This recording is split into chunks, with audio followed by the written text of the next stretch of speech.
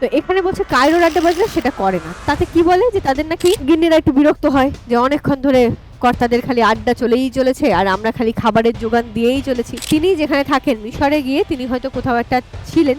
লেখকের যে পরিচয় পেয়েছি সেই পরিচিতি থেকে আমরা জেনেছি যে তিনি সাংবাদিক ছিলেন। বাঙালি জাতি তার চুল পরিপাটি করে রাখতে ভালোবাসে, কাবুলিরা তার পায়জারে হচ্ছে পেরেক ঠুকতে ভালোবাসে, ইংরেজরা তারা আয়নার সামনে পেলেই একেবারে টাই ফাই ঠিক করে।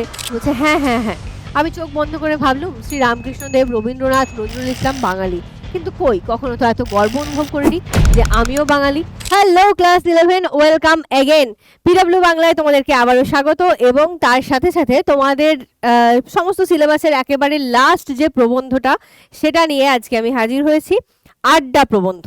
এই প্রবন্ধটা পড়তে গিয়ে অনেক সময় অনেকের হয়তো মনে হচ্ছে যে একটু বোর লাগছে ম্যাম, কি সব লেখা আছে ঠিক বুঝে উঠতে পারছি না। অনেকের আবার বেশ মজা পাচ্ছে কিন্তু পড়তে পড়তে, বলছে বেশ তো রসালো জিনিসপত্র রয়েছে এটার মধ্যে। তো এই যে দু ধরনের পাঠক গোষ্ঠী আমি পেয়ে যাচ্ছি আমার ছানাপোনাদের মধ্যে থেকে। তো একজনরা বলছে যে খুব বোরিং ম্যাম, এই প্রবন্ধটা পড়তে একদম ভালো লাগছে না। আরেকজন বলছে যে না না বেশ ভালোই আছে, অনেক কিছু জানা যাচ্ছে ইত্যাদি ইত্যাদি বিষয়ে। তো যাই হোক, যারা যারা পড়ে নিয়েছো কার ভালো লাগে কার ভালো লাগে না সেটা আগে আমাকে একটু কমেন্টে জানিয়ে দেবে যে হ্যাঁ ম্যাম পড়েছি বা স্কুলে পড়ানো হয়েছে, তো সেই সূত্রে আমার তো বেশ ভালো লাগে। আর যাদের বোর লাগে, ঠিক ভালো লাগে না, তারাও জানাতে পারো যে না ম্যাম ভালো লাগে না, ঠিক সেই ফিলটা আসে না।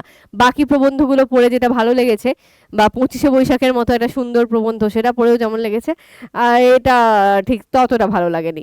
যার যেমন লেগেছে আমাকে একটু ঝটপট জানিয়ে দিও। চলো তাহলে শুরু করা যাক।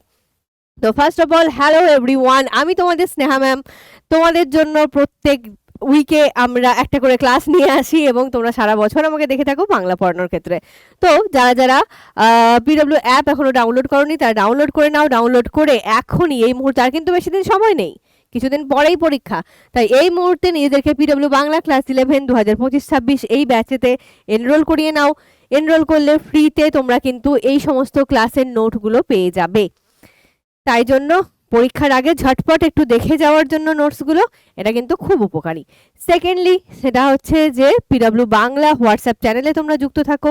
সেখানে যুক্ত থাকলে এই সমস্ত টপিক থেকে ইম্পর্টেন্ট নোটস, যেগুলো মানে নোটস বলতে কোয়েশ্চেনগুলো তোমরা কিন্তু পেয়ে যাবে, যেমনভাবে এখানে কিছুটা দেওয়া আছে।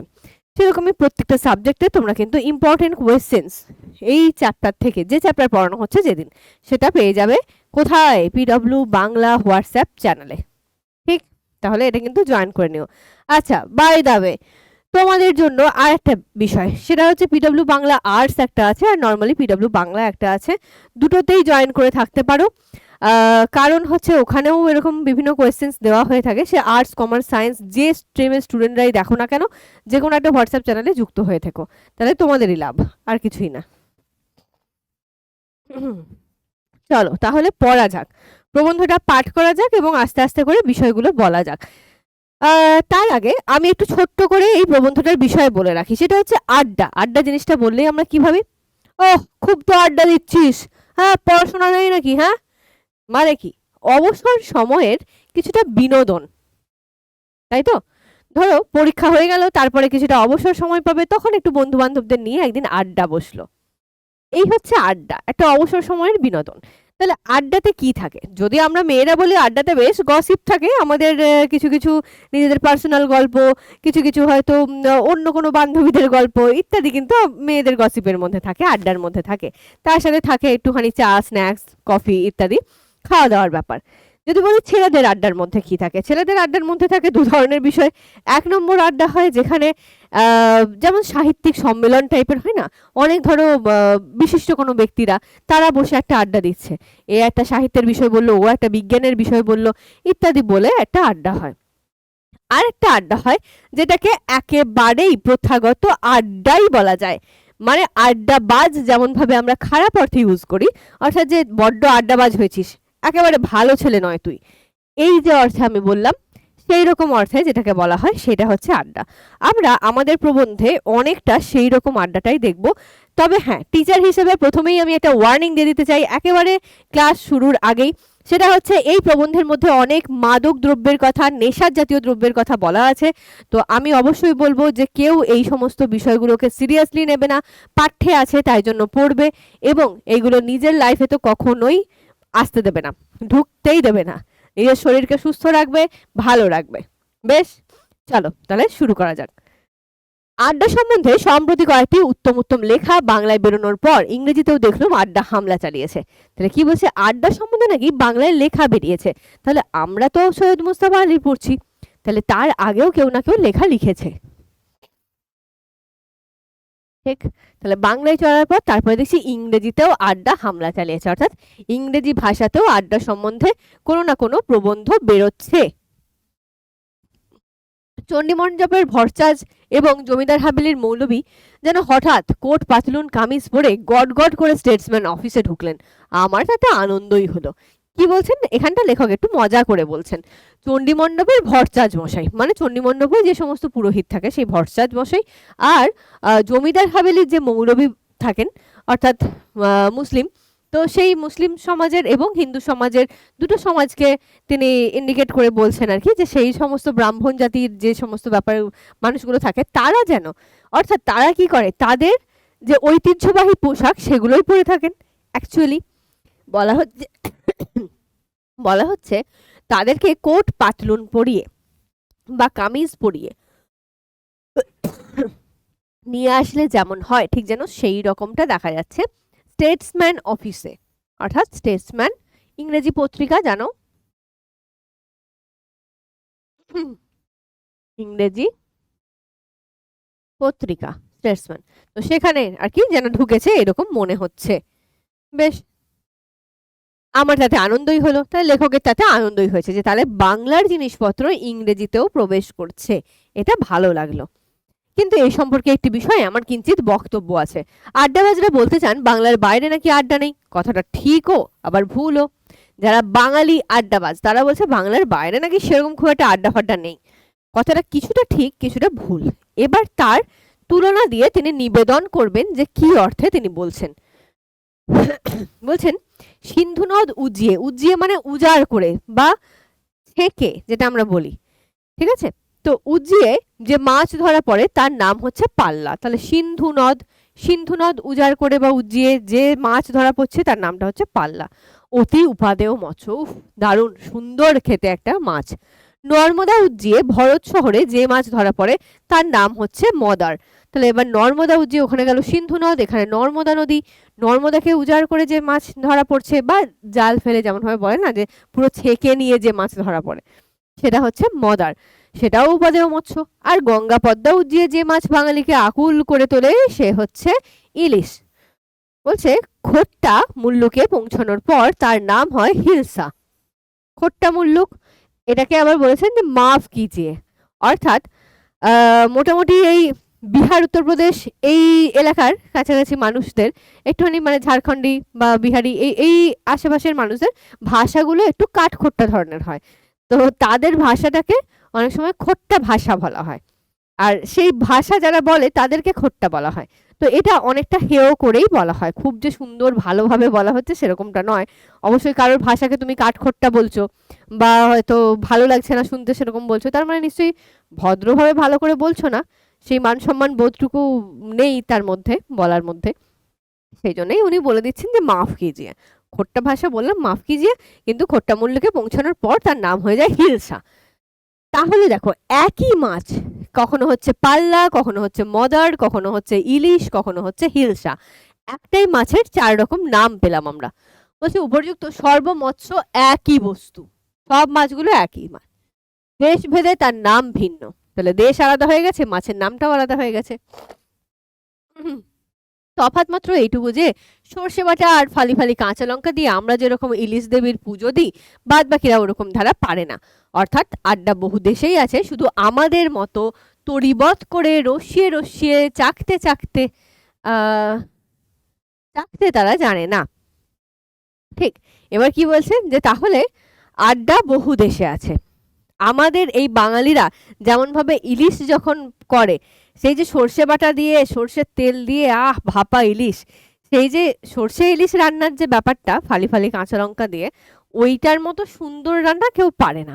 ঠিক সেই রকমই আড্ডাবাজ অনেক জায়গাতেই আছে, কিন্তু বাঙালিদের মতো এইরকম আড্ডাবাজ, এই রসিয়ে রসিয়ে বিভিন্ন কথাকে উপভোগ করা বা একটা সময়কে একেবারে নিংড়ে নিয়ে সেটার উপভোগ করার যে ব্যাপারটা, সেটা হয়তো সব জায়গায় পাওয়া যায় না।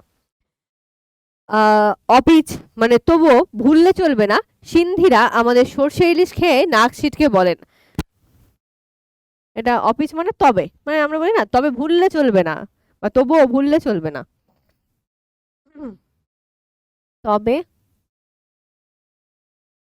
বা তবুও এই অর্থে ইউজ করা হয়। তবে ভুললে চলবে না সিন্ধিরা, অর্থাৎ সিন্ধু নদের পাশাপাশি যারা বসবাসকারী সেই সিন্ধিরা আমাদের সর্ষে ইলিশ খেয়ে, মানে এত সুন্দর সর্ষে ইলিশ সেটাকেও খেয়ে নাক ছিটকে বলে, কি উমদা চিজকে বরবাদ করে দিলে, মানে কি সুন্দর ভালো জিনিসকে তোমরা বরবাদ করে দিলে। উমদা মানে চমৎকার, চমৎকার বা ভালো।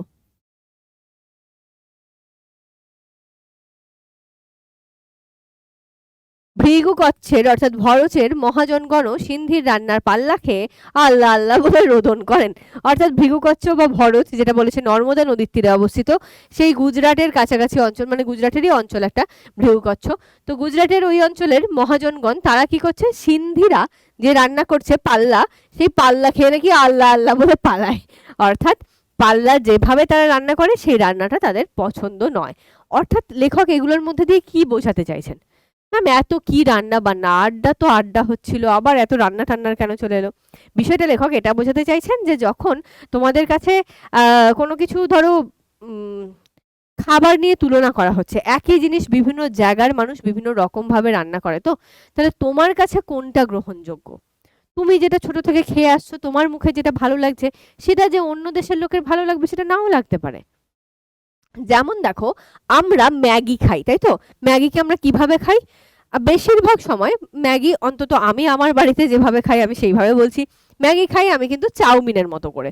ম্যাগি হালকা সেদ্ধ করে জল ছাড়িয়ে নাও, শুকনো শুকনো হয়ে থাকবে, তারপর সবজি টবজি ডিম ইত্যাদি যা দিতে চাও সেগুলোকে ভেজে নাও, দেন ম্যাগিটা দিয়ে তার সাথে ম্যাগি মশলা ইত্যাদি মিক্সড করে চাউমিনের মতো করে খাও। এটা হচ্ছে আমার কাছে বেস্ট। কেউ কেউ আছে ম্যাগিটাকে একটু জল দিয়ে একটু হালকা জলো জলো ভাব থাকে ওই রকম ভাবে খেতে পছন্দ করে। ঠিক আছে, হ্যাঁ সেটাও আমি খেতে পারি, ভালোই লাগে। কিন্তু যখন দেখবে যে অন্যান্য দেশে যেমন রামেন খায়, তো সেটাও তো সেই একটা জলো ম্যাগি, তাই না? ম্যাগি জাতীয় জিনিসটাই অতিরিক্ত পরিমাণ স্যুপ দিয়ে সেই ঢেলে একটা খাওয়ার মতো ব্যাপার। তাহলে এই যে ম্যাগি জাতীয় জিনিসটাকে বা চাউমিন জাতীয় জিনিসটাকে, নুডলস যেটা বলি আমরা, তো সেই রকম জিনিসটাকে একটু বেশি জল দিয়ে একটু স্যুপ মতো বানিয়ে তারা খাচ্ছে, তাদের দারুণ লাগছে। আমার সেটা ভালো নাও লাগতে পারে, আমার ওই শুকনো ম্যাগিই ভালো লাগতে পারে, তাই তো? ঠিক সেই রকমই বলা হচ্ছে যে এখানে খাবারের বিষয়টা। আর সেম ভাবে তিনি তুলনা করতে চাইছেন আড্ডার বিষয়টা। আড্ডা আমরা যেভাবে দিচ্ছি, যেমন ভাবে চলছে আমাদের, সেটা ভালো লাগতে পারে, অন্য দেশে অন্যভাবে চলে, তাদের রীতি রেওয়াজ তাদের ভালো লাগতে পারে, ঠিক? ওকে, কে সূক্ষ্ম নিরপেক্ষ বিচার করবে? এবার লেখক চাই বলছেন যে কে এগুলো নিরপেক্ষ বিচার করবে। এই যে রসবস্তু, এ আমার মতে ভোজন রস সর্বরসের রসরাজা রসরাজ। তাই কায়রোর আড্ডাবাজরা বলেন, মিশরের একটা জায়গা হচ্ছে কায়রো, মিশরের কায়রো, ঠিক আছে? তো মিশরের কায়রোর অধিবাসী যারা, সেই কায়রোর আড্ডাবাজরা কি বলেন, যে একমাত্র তারাই নাকি আড্ডা দিতে পারেন বা জানেন। মিশরের কায়রোর লোকেরা বলছে আমরাই একমাত্র আড্ডা দিতে পারি বা আড্ডা দিতে জানি। কায়রো আড্ডার কখনো কোনো অবস্থাতেই কারো বাড়িতে বসে না। আড্ডাবাজরা বলেন তাতে করে আড্ডার নিরপেক্ষতা কিংবা বলুন গণতন্ত্র লোপ পায়। দাগ দিয়ে রাখবে জায়গাটা। কায়রোর আড্ডাবাজরা কখনো কারো বাড়িতে আড্ডা বসায় না। আমরা অনেক সময় বাড়িতে আড্ডা বসাই, কিরে তোর বাড়িতে অমুক দিন ফাঁকা হবে, তাহলে চল তোর বাড়িতে বসা যাক। হ্যাঁ ঠিক আছে, চলে আয় আমার বাড়িতে। তাহলে কারো না কারোর বাড়িতে বসে আমরা অনেক সময় আড্ডা দিয়ে থাকি বন্ধু বান্ধবরা মিলে। তো এখানে বলছে কায়রোর আড্ডাবাজরা সেটা করে না। তাতে কি বলে, যে তাদের নাকি আড্ডার যে নিরপেক্ষতা সেটা লোপ পায় অথবা গণতন্ত্র লোপ পায়। কেন সেটারও ব্যাখ্যা দিচ্ছেন তিনি, যে কারণ যার বাড়িতে আড্ডা বসলো তিনি পান আঁশটা, খিচুড়িটা, ইলিশ ভাজাটা, আবার ইলিশ, সুশীল পাঠক ক্ষমা করো, ওই বস্তুটির প্রতি আমার মারাত্মক দুর্বলতা আছে। বেহেস্তের বর্ণনাতে ইলিশের উল্লেখ নেই বলে 5 বকত নামাজ পড়ে সেখানে যাওয়ার কণা মাত্র বাসনা আমার নেই। তাহলে মাঝখানে ইলিশের কথা বলতে গিয়ে লেখকের মনে পড়ে গেছে, ইলিশটা বড্ড লোভনীয়, আমার খুব প্রিয় জিনিস। বলছেন যে বেহেশতের বর্ণনায়, অর্থাৎ কোথায় গেল বেহেশত, বেহেশত বা বেহেশত, স্বর্গের বর্ণনা যেটাকে বলি আমরা, স্বর্গের বর্ণনাতে ইলিশের কথা নেই। তাই সেই জন্য তিনি কি বলছেন যে 5 বকত অর্থাৎ 5 বার করে, 5 বার নামাজ পড়ে সেখানে যাবার কণামাত্র বাসনা আমার নেই। তাহলে যদি আমি 5 বার ধরে কষ্ট করে নামাজ পড়বো, আমি আমার আল্লাহকে খুশি করব, তারপরে দেখবো যে আচ্ছা আমাকে স্বর্গে পাঠানো হলো, এমনই স্বর্গরাজ্য সেখানে আমি ইলিশ পাবো না, তার থেকে আমার যাওয়ার দরকার নেই। যদি নরকে ইলিশ পাওয়া যায় আমি নরকে যেতে রাজি আছি, এরকমটা লেখক বলতে চাইছেন। এবার এর কন্টিনিউয়েশনটা আমি বলছি, যে তাহলে কি বললেন যে যার বাড়িতে এই ভোজের আয়োজনটা হচ্ছে, অর্থাৎ আড্ডা বসার আয়োজন হচ্ছে, সেখানে কি করছে সে, যে কোনো রকম খাবারের আয়োজনগুলো সে ফ্রিতে, অর্থাৎ এটার মানে হচ্ছে ফ্রিতে, ফ্রি দেন বলে তাকে সবাই যেন বড্ড বেশি একটু তোয়াজ করে চলে। তাহলে যখনই কারো বাড়িতে আড্ডা বসছে, সেই লোকটা ফ্রিতে তোমাদেরকে খাবার দিচ্ছে, তো তোমরাও তাকে একটু তোয়াজ করে চলছো, ঠিক? বলছে আড্ডা গোত্রের মিশরে নিকষী মহাশয়েরা বলেন বাড়ির আড্ডায় মেল মেলে না।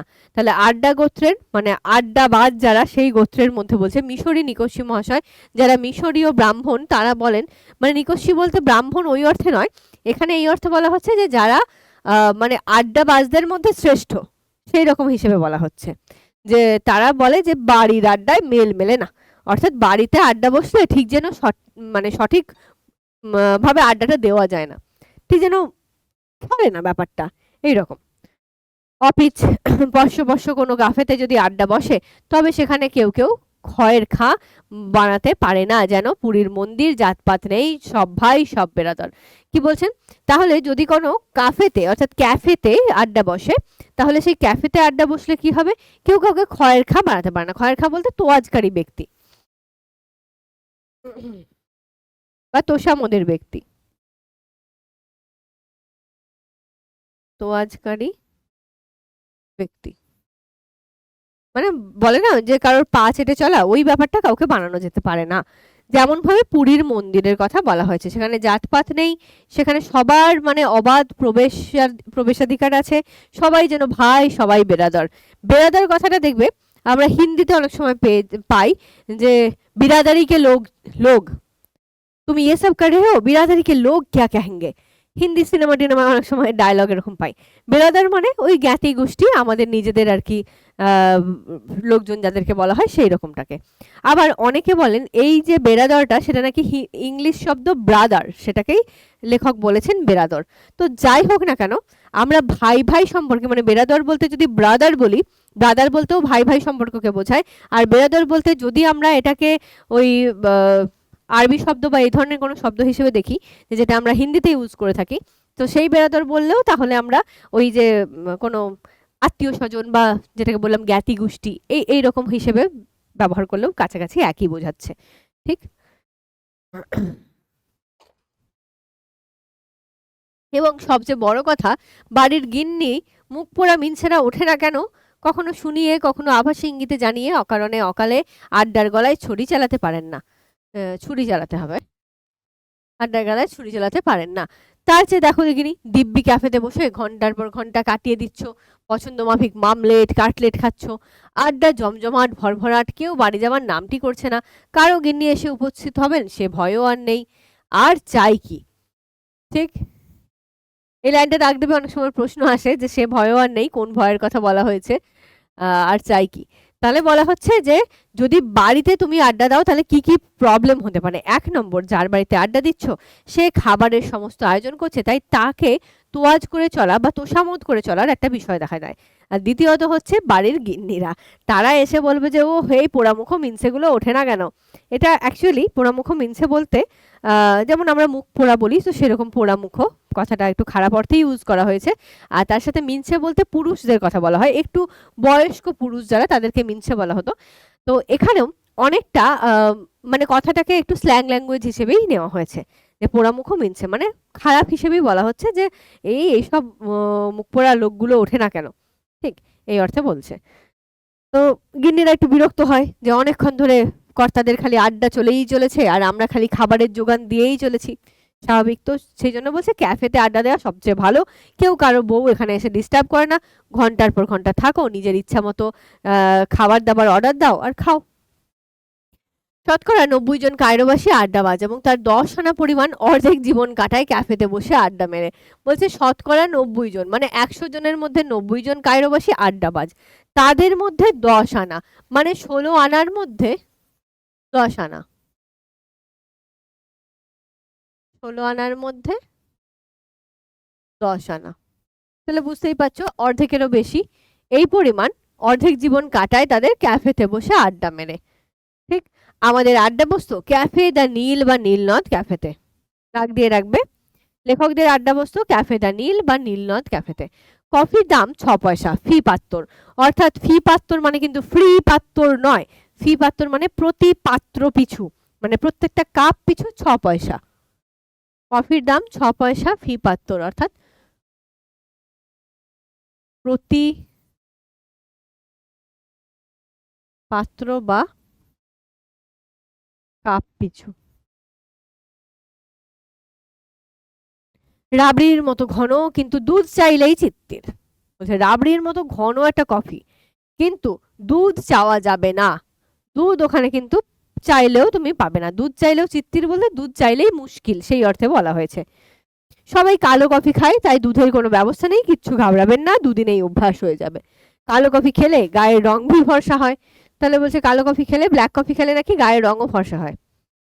তাহলে যারা যারা কফি খাও আজ থেকে কালো ব্ল্যাক কফি খাওয়া শুরু করে দাও নাকি, দুধ ছাড়া কফি। আমাদের আড্ডা বস্তু কাফের উত্তর পূর্ব কোণেতে, কাউন্টারের গা ঘেঁষে। হরেক জাতের চিড়িয়া সে আড্ডায় হরবকত মজুদ থাকতো। হরেক জাতের চিড়িয়া, চিড়িয়া বলতে বিভিন্ন ব্যক্তি, বিভিন্ন রকমের ব্যক্তি এখানে কিন্তু উপস্থিত থাকতো। হরবকত মানে সব সময়।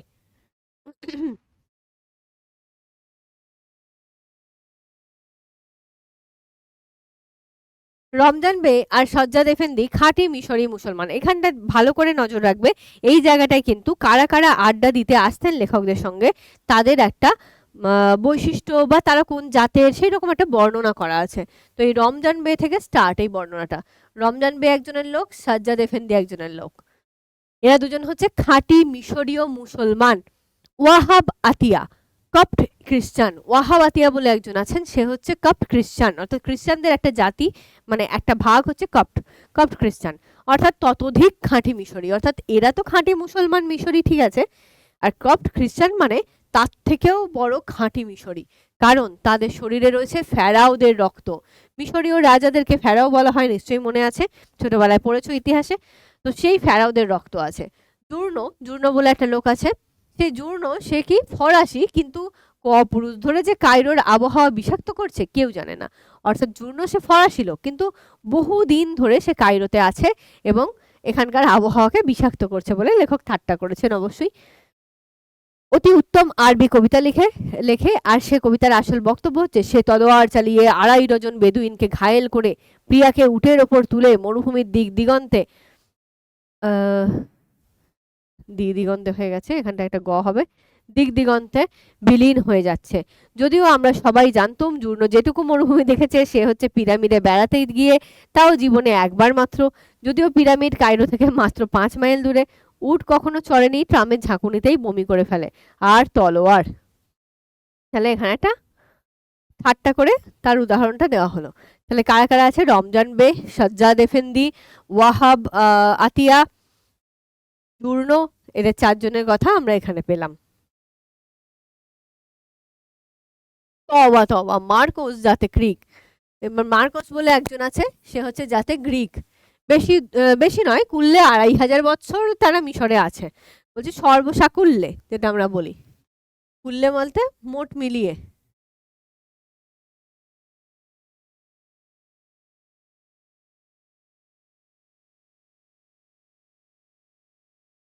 মোট মিলিয়ে বা সর্বসাকুল্যে সেই 2500 বছর ধরে মোটামুটি এখানে আছে। মিশর রানী গ্রিক রমণী ক্লিওপেট্রার সঙ্গে তার নাকি খোশ কুটুম্বিতা আছে। মিশরের রানী ক্লিওপেট্রা, এরাও তোমরা ইতিহাসে পড়েছো, বলছে যে তার সঙ্গে নাকি তার খোশ কুটুম্বিতা রয়েছে। হবেও বা, কারণ প্রায়ই ব্যবসাতে দাও মেরেছে বলে ফলাতো, ফ্রি 1 রোদ কফিও খাইয়ে দিত। ফ্রিতে এক রোদ মানে এক বাক, মানে যে টেবিলে বসে সেটার একটা রাউন্ড আর কি। এক রোদ মানে রাউন্ড, এক রাউন্ড। এক রাউন্ড খেলা হলো, এক রাউন্ড কফি খাওয়া হলো, এরকম আমরা বলি না, যে এক রাউন্ড আর কি, একবার ওই সবাইকে কফি খাইয়ে দিত। তাতে করে ক্যাফের গণতন্ত্র ক্ষুণ্ণ হতো না, কারণ মার্কোসকে কাটা ফেলাইলেও আড্ডার ঝগড়া কাজে আসে কোশমিন কালেও হিস্সা নিত না। মানে কি বলছে, যে মার্কোস যে এই যে কফি খাওয়াচ্ছে তাই বলে তার প্রতি সবাই যে আকৃষ্ট হবে, সবাই যে তাকে তোয়াজ করে চলবে, সেরকমটা হতো না। কারণ মার্কোস এমন একটা লোক যে ক্যাফেতে কি আড্ডা হচ্ছে, তাদের মধ্যে কোনো ঝগড়াঝাটি চলছে কিনা, কোনো মতবিরোধ আছে কিনা, ওই সবেতে কোনো কিছুতে সে মাথা ঘামায় না বা নাক গলায় না। হ্যাঁ, ও আড্ডার ঝগড়া কোসমান কালের হিস্সা নিত না। আচ্ছা, বেশিরভাগ সময় চেয়ারে হেলান দিয়ে, হ্যাঁ বেশিরভাগ সময় মার্কোস কি করতো, চেয়ারে হেলান দিয়ে মাথা রেখে আকাশের দিকে হাঁ করে ঘুমোতো, কিংবা খবরের কাগজ থেকে তুলোর ফটকা, বাজারের তেজি মন্দির বা বুল অ্যান্ড বিয়ারের হাল হকিকত মুখস্থ করতো। অর্থাৎ ফটকা বাজারের বলতে এটা শেয়ার মার্কেট,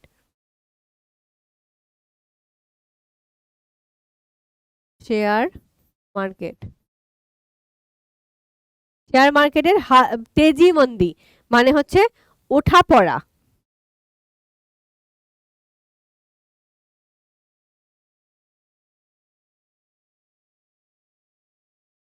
শেয়ার বাজার কি হয়, কখনো আপ হয়, কখনো ভালো একদম হাই এ উঠে যায়, কখনো বা নেমে যায়, দাম ওঠা পড়ার যে ব্যাপারটা সেটা। বুল অ্যান্ড বিয়ার যেটা ইংরেজিতে বলা হয়, বুল উঠে যাওয়া, বিয়ার নেমে যাওয়া, হাল হাকিকত সেগুলো সব মুখস্থ করতো। তার মানে সে সব সময় হচ্ছে খবরের কাগজ মুখে দিয়ে বসে থাকতো, সে সেই সমস্ত শেয়ার বাজারের জিনিসপত্রই দেখতো। এখানে আড্ডাবাজরা কি নিয়ে চর্চা করছে বা সেখানকার আড্ডাতে হিস্সা নেওয়া, তাদের সঙ্গে ঝগড়া করা, কোনো কিছুতেই সে থাকতো না। তাই জন্য সে যে এক রোদ করে কফি খাইয়ে দিত, সেটাতে কেউ কিছু ব্যাপার মনে করতো না। আর বাংলাদেশের তাবৎ চণ্ডীমণ্ডপ বেবাক জমিদার হাভেলির আড্ডার প্রতিভূ হিসেবে আপনাদের আশীর্বাদে আজ শ্রীগুরুর কৃপায় ধুলির ধুলি এ অধম, অর্থাৎ লেখক নিজে।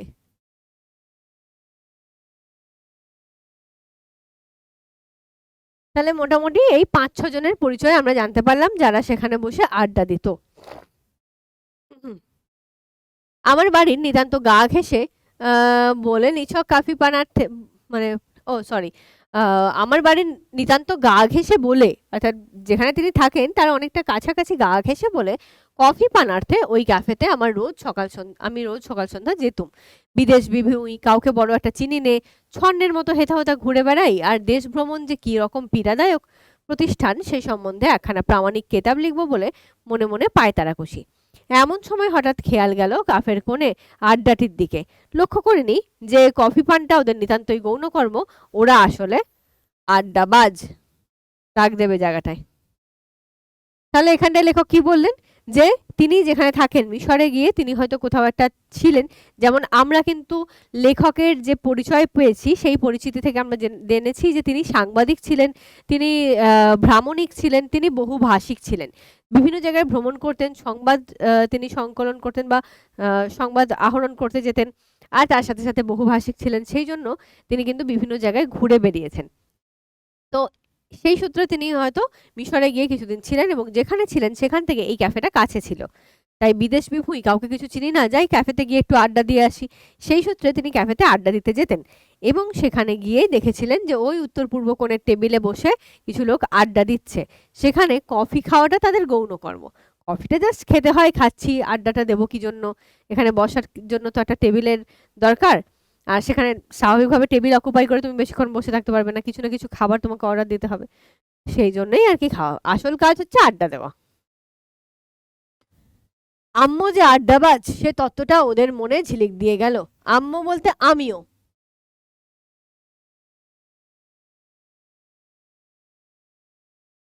আমিও যে আড্ডাবাজ সেই তত্ত্বটা ওদের মনের মধ্যে ঝিলিক দিয়ে গেল এক ব্রাহ্ম মুহূর্তে।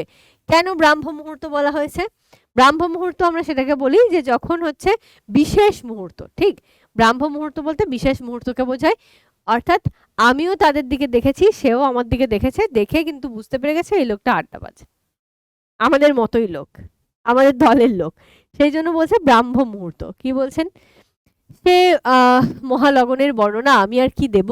সুরসিক পাঠক, তুমি নিশ্চয়ই জানো শ্রীহরি রাধিকাতে, ইউসুফ জোলেখাতে, লায়লি মজনুতে, আর তৃস্তান ইজলদেতে কি করে প্রথম চারিচক্ষু বিনিময় হয়েছিল, কি ব্যাকুলতা, কি গভীর তৃষা, কি মহা ভবিষ্যতের প্রগাঢ় সুখ স্বপ্ন, কি মরুতির কি মরুতির পার হয়ে সুসাধ্য শ্যামলিম নীলাম্বুজে অবগাহনানন্দ সে দৃষ্টি বিনিময় ছিল। তাহলে বলছেন কি, একটু শক্ত ভাষা আছে এখানটা, সহজ করে বলে দিচ্ছি বিষয়টা। এটা বলতে চাইছেন যে সেই ব্রাহ্ম মুহূর্তটা কেমন ছিল, সেটা হচ্ছে সুরসিক পাঠকরা বুঝবেন। যেমন করে শ্রী রাধা মানে শ্রীহরি শ্রী রাধাকে দেখে পাগল হয়েছে, ইউসুফ জোলেখাকে দেখে, লায়লা মজনু এদের মধ্যে, বা তৃস্তান ইজলদেত এরা একে অপরকে দেখে মানে সেই দৃষ্টি বিনিময়ের মধ্যে যেমন পাগল হওয়ার একটা মনোভাব আছে, ঠিক যেন সেই রকম সেই ব্রাহ্ম মুহূর্তে একে অপরকে দেখে যে চোখাচোখি হয়ে যে ভালো লাগার মুহূর্ত বা একে অপরকে জানার মুহূর্ত, সেই রকম যেন সৃষ্টি হয়েছিল তাদের মধ্যে। এবার তিনি বলছেন যে প্রথম চারিচক্ষু বিনিময়, ওই যে আমার দুটো চোখ আর তার দুটো চোখ, এই হিসেবে চার চক্ষু বিনিময় হয়ে গেল। সেই ব্যাকুলতা কি গভীর, কি রকম সেটা সেটা আবার বলছে যে যেন মরুতীর পার হয়ে, যেন তুমি মরুভূমির তীর পার হয়ে একটা শ্যামল সবুজ একটা জলাশয়ের মধ্যে অবগাহন করেছো বা গাটাকে ডুবিয়ে রেখেছো, সেই রকম একটা শান্তি যেন পাচ্ছ। ঠিক, তাহলে মরুতির যেমন একটা মানে কোথাও জল নেই, একটা সেই কি বলবো হাহাকার তৃষ্ণা সেই সমস্ত নিয়ে যখন তুমি একদম একটা সুন্দর পুকুর বা একটা জলাশয় পেলে, সেখানে একদম গা ডুবিয়ে যত খুশি আর কি তুমি থাকো, সেই রকম পেয়ে গেলে যেমন একটা রিল্যাক্স, যেমন একটা ভালো লাগা কাজ করে, ঠিক সেই রকম হচ্ছে এখানে। এক ফরাসি কবি বলেছেন, প্রেমের সবচেয়ে মহান দিবস সেদিন যেদিন প্রথম বলেছিলাম আমি তোমাকে ভালোবাসি। তত্ত্বটা হৃদয়ঙ্গম হলো সেই ব্রাহ্ম মুহূর্তে। অর্থাৎ আমি তোমাকে ভালোবাসি, এটা ফরাসি কবি বলেছেন, ভালো কথা। কিন্তু এখানে লেখক কেন বলতে চাইছেন আমি তোমাকে ভালোবাসি বলতে, কোনো মেয়েকে ভালো লাগা ভালোবাসার কথা বলছেন না, কিন্তু ওই আড্ডাবাজদের কথাই বলছেন, যে আড্ডার মুহূর্ত, আড্ডা দিতে ভালো লাগা ইত্যাদি বিষয়টা।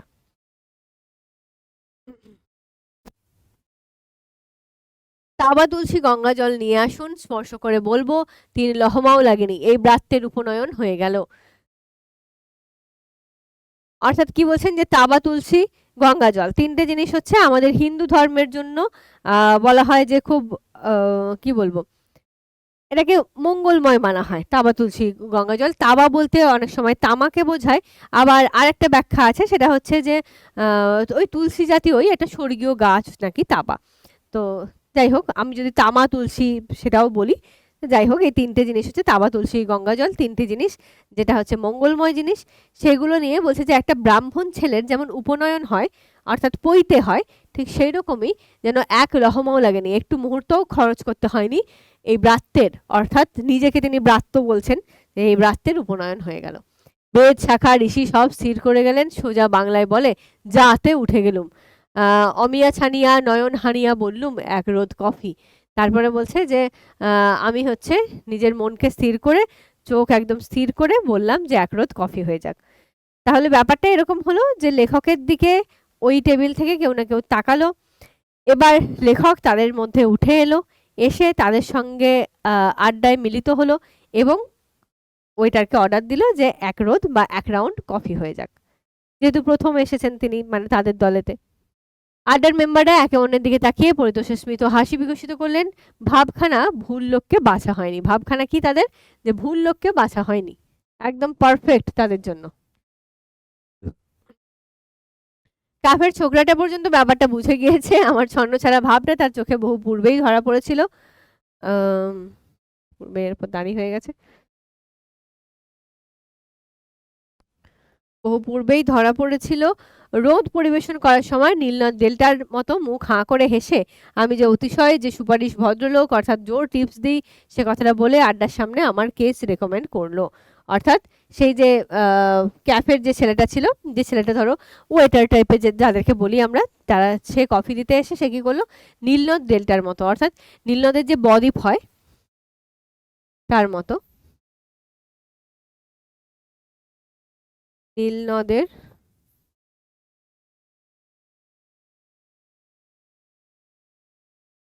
বদ্বীপের মতো মুখ হাঁ করে হেসে আমি অতিশয় যেন হচ্ছে সুপারিশ ভদ্রলোক, মানে সে যেন খুব ভালো ভদ্রলোক, খুব জোর টিপস দেয়, মাঝে মধ্যে খুব ভালো টিপস দেয়, এইসব বলে তার কেস রেকমেন্ড করলো বা তাকে সবার সাথে ইন্ট্রোডিউস করালো। এই হচ্ছে বিষয়। জুনো তালা লাগিয়ে বললেন, যা যা ছোড়া মেলা জাঠামো করিস নে। আমার দিকে তাকিয়ে বললেন, খাস আরবি বলেন আপনি? রবি ঠাকুর বলেছেন, এত বলি সিক্ত পক্ষ দুটি চক্ষু দিয়া সমস্ত লাঞ্ছনা যেন লইল মুছিয়া বিদেশি রঙ্গ হতে।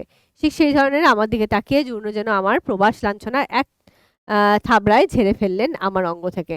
অর্থাৎ প্রবাসে এসে তিনি আরবি ভাষায় কথা বলছেন এবং জুর্নো বলেছে যে আপনি ভালো আরবি বলেন, সেজন্য তার মনে হয়েছে যে যেন প্রবাসের লাঞ্ছনা, সমস্ত যে প্রবাসের লাঞ্ছনা, সেটা যেন সব ধুয়ে মুছে পড়ে গেল, যে আমি যে অন্য দেশের লোক, আমাকে গ্রহণ করবে কি করবে না, সেই হিসেবে জুর্নো যখনই বলেছে আপনি ভালো আরবি বলেন, তখন কিন্তু তার সমস্ত লাঞ্ছনা দুঃখ সব চলে গেছে। কিন্তু আমি মনে মনে বললুম, ইয়া আল্লাহ, 13 দিনের আরবিকে যদি এরা বলে খাসা, তবে নিশ্চয়ই খানদানি মনীষী। করজোরে বললুম, ভারতবর্ষের নীতি সত্য বলবে, প্রিয় বলবে, অপ্রিয় সত্য বলবে না। আপনাদের নীতি দেখছি আরো এক কদম এগিয়ে গিয়েছে, প্রিয় অসত্যও বলবে। তাহলে কি বলছে, ভারতবর্ষের নীতি আছে, হ্যাঁ ভালো করে বুঝবে, ভারতবর্ষের নীতি আছে সত্য বলবে, তুমি সত্যি কথা বলবে, প্রিয় বলবে অর্থাৎ ভালো কথা বলবে, কিন্তু অপ্রিয় সত্য কথা যেটা, সেটা কখনো বলবে না। ভারতবর্ষের রীতিনীতি এটাই আছে। এবং তোমরা প্রার্থনা কবিতার সময় সেটা পড়েছো সম্ভবত, যে আমি বলেছিলাম এই ধরনের কথা, যে ও সরি, প্রার্থনা কবিতা ক্লাস 12-এ আছে, এক্সট্রিমলি সরি। প্রার্থনা কবিতা আছে রবীন্দ্রনাথের। তো যাই হোক, সেখানে রবীন্দ্রনাথ বলেছিলেন যে ভারতবর্ষের এরকম একটা দিন আসুক, এমন একটা সুন্দর ভারতবর্ষ তৈরি হোক, যেখানে মানুষ হৃদয়ের মধ্যে থেকে উচ্চারিত যে কথা, সেই কথাটাই বলবে, মানে সর্বদা সত্য কথা বলবে, সেটা অপ্রিয় হোক তাও। কিন্তু আমরা সেটা বলি না। যেমন ভাবে হয় না, যে কোনো একটা বন্ধু বা কেউ ধরো এমন একটা ড্রেস পরে এসছে বা এমন একটা সানগ্লাস পরেছে, দেখতে একদম জঘন্য লাগছে, এবার সে তো আমাদের সাথে বেরিয়ে পড়েছে ওই সমস্ত কিছু পরে, এবার বলছে যে ভাই দেখ তো, আমার আমার সানগ্লাসটা হেভি হয়েছে না, ভালো লাগছে না? আমরা বলি যে হ্যাঁ হ্যাঁ, দারুণ দারুণ সুন্দর লাগছে। তারপর কানাঘুষো করে আমরা কি বলি, আরে একে পুরো অন্ধ দেখতে লাগছে, কি যে একটা বাজে সানগ্লাস কিনেছে রে ভাই, বলি তো। তাহলে সামনাসামনি কি বলি, অপ্রিয় সত্য কথাটা বলি না, চেপে যাই, কারণ তার খারাপ লাগতে পারে সেই হিসেবে। সবসময় যে পিএনপিসি করার জন্য বা ইয়ে করার জন্য করে সেরকম কিন্তু নয়। অনেক সময় যে মানুষের খারাপ লেগে যাবে, আমাদেরই তো বন্ধু, আরে হ্যাঁ হ্যাঁ ঠিক আছে রে ভাই, ভালো লাগছে ভালো লাগছে, চলবে চলবে, এরকম আমরা বলে থাকি। তাই জন্য বলছে অপ্রিয় সত্য কথা বলবে না, এটাই ভারতবর্ষের নীতি। কিন্তু আপনাদের নীতি, অর্থাৎ মিশরের এসে তিনি যা দেখছেন, নীতি আরো এক কদম এগিয়ে গিয়েছে, প্রিয় অসত্যও বলবে। অর্থাৎ মিথ্যে কথা বলবে, কিন্তু খুব সুন্দর প্রিয় করে, মানে মিষ্টি করে মিথ্যে কথা বলে দাও। অর্থাৎ এই যে বলেছে যে আপনি খাসা আরবি বলেন, অর্থাৎ এটা মিথ্যে কথা, মোটেও আমি ভালো আরবি বলতে পারি না, 13 দিনের আরবি কি এমন ভালো হবে? তাহলে মোটেও ভালো কথা বলতে, মানে হচ্ছে ভালো করে আরবি বলতে পারি না, কিন্তু এটা মিথ্যা কথা হয়েও বেশ মিষ্টি করে বলে দেওয়া হলো। ঠিক, আড্ডা তো পার্লামেন্ট নয়, তাই হরবকত কথার পিঠে কথা চলবে এমনটা কোনো কসম দিব্যি নেই। দুম করে রমজানবে বলল, আমার মামা হজ করতে গিয়েছিলেন আর বছর। এবার লেখক মাঝখানে এটা বলেছেন যে আমি বললাম যোগ্যীদাসের মামা। যোগ্যীদাসের মামা হচ্ছে, যোগ্যীদাস একটা ক্যারেক্টার, সম্ভবত সুকুমার রায়ের লেখা একটা ক্যারেক্টার, যে কিনা সবসময় খালি বানিয়ে বানিয়ে গল্প বলতো। ঠিক আছে, যোগ্যীদাস, সরি, যোগ্যীদাস একটি চরিত্র, যে কিনা সর্বদা বানিয়ে বানিয়ে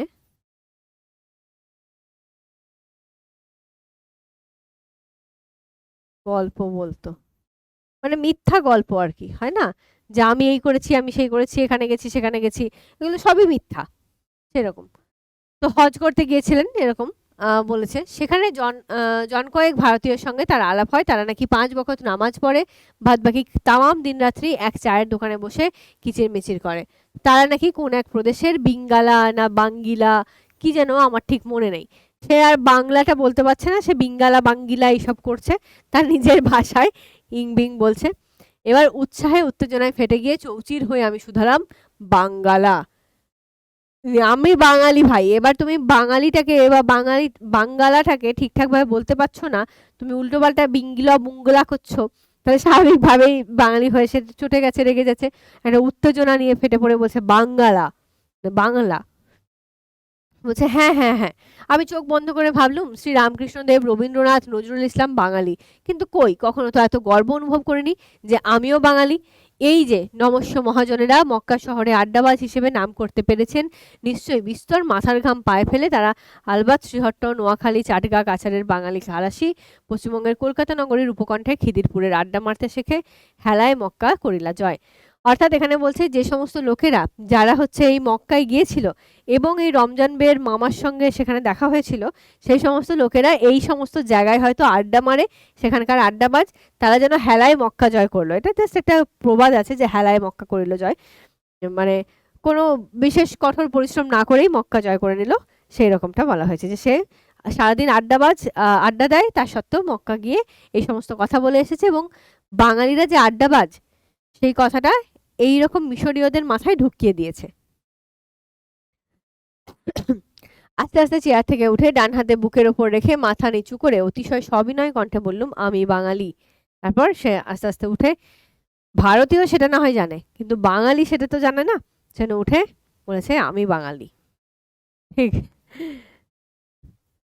গ্রিক সদস্য মার্কোস প্রথম পরিচয়ের সময় একবার মাত্র সালাম আলাইক করে খবরের কাগজের পিছনে ডুব মেরেছিল। গ্রিক সদস্য যে মার্কোস ছিল, ওই মার্কোস কি করেছিল, সে সালাম আলাইক করেছিল, যেমন আমরা বলি সালাম আলাইকুম, তো ওই সালাম আলাইক করে সে হচ্ছে আবার খবরের কাগজের পিছনে ডুব মেরেছে, মানে আবার দেখতে লেগেছে খবরের কাগজে কি লেখা আছে ইত্যাদি।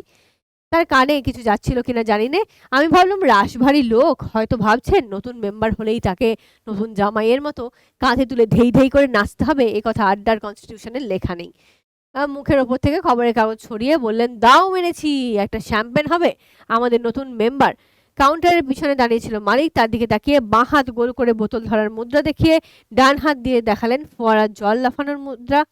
ম্যানেজার কুললে 2 ডিগ্রি কাত করে ঘর নাড়লো। কি বলছেন এখানটা এবার শর্টে বলে দিই। তাহলে এই লোকটাকে, মার্কোস লোকটাকে, তার একটুখানি রাশভারী লোক, একটু গুরুগম্ভীর লোক বলে মনে হয়েছিল লেখকের, যে হ্যাঁ নতুন ঢুকেছি বলেই একেবারে নতুন জামাইয়ের মতো কাঁধে তুলে ধেই ধেই করে নাচতে হবে, আহা হা, কি একদম আমাদের নতুন সদস্যরে তার পিছনে পড়ে যেতে হবে, তেমন কোনো ব্যাপার নিশ্চয়ই নেই। সে লোকটা রাশভারী লোক, সে নিজের কাজ নিয়েই সবসময় ব্যস্ত। বেশ, এবার সে হঠাৎ করে বেশ খুশি হয়ে গেছে, আরে দাও মেরেছি, মানে সে তো শেয়ার মার্কেট করে, তাহলে শেয়ার মার্কেটে যেটুকু শেয়ার সে কিনেছিল সেটা নিশ্চয়ই আপ হয়েছে, তার দাম অনেকটা বেড়েছে, এবার সে সেই শেয়ারটাকে বিক্রি করে দেবে, বিক্রি করে দিলে সে অনেক টাকা পাবে, তাহলে হঠাৎ একটা বিশাল দাও মেরে নিয়েছে। এবার সে কিন্তু বলছে যে একটা শ্যাম্পেন হবে, তাহলে সেই তার খুশিটাকে সে জাহির করার জন্য একটা শ্যাম্পেন চাইছে। এবার শ্যাম্পেনটা দেখানোর জন্য কিরকম ভাবে সে একটা ইঙ্গিত করে দেখাচ্ছে, যে একটা বোতল ধরার মুদ্রা, একটা ফোয়ারার মতো আর কি, জল পড়ার মতো একটা মুদ্রা, কিছু একটা দেখিয়ে ইঙ্গিত করলো। এবার মালিকও হ্যাঁ বলে দিল, মোটামুটি এরকম একটা হালকা হ্যাঁ বলে দিল। আমি ভয়ে ভয়ে বললুম এই দোকানে তো মদ বেচার লাইসেন্স নেই। এবার ভয়ে ভয়ে বলছে যে এখানে তো মদ বেচার লাইসেন্স নেই। মার্কোস বললেন কাফের পিছনে ড্রয়িং রুমে বেটা সব বেচে, আফিম, কোকেন, হেরোইন, হাসিস, যা চাও সব রকম আর কি নেশার দ্রব্য সে নাকি বেচে। এই লোকটার বাইরে ক্যাফে আছে, কিন্তু ভিতরে সে কিন্তু সমস্ত রকম মাদক দ্রব্য বা নেশার দ্রব্য সবকিছু বেচে। ছোকরাকে বললেন আর একটা তামাক সাজিস, আর হচ্ছে ছোকরাটাকে বললো যে একটা তামাকও সাজতে। বলে কি, কাইরোতে তামাক, স্বপ্ন নু মায়া নু মতিভ্রমণু, এই লাইনটা নেওয়া হয়েছে আমাদের অভিজ্ঞান শকুন্তলম থেকে।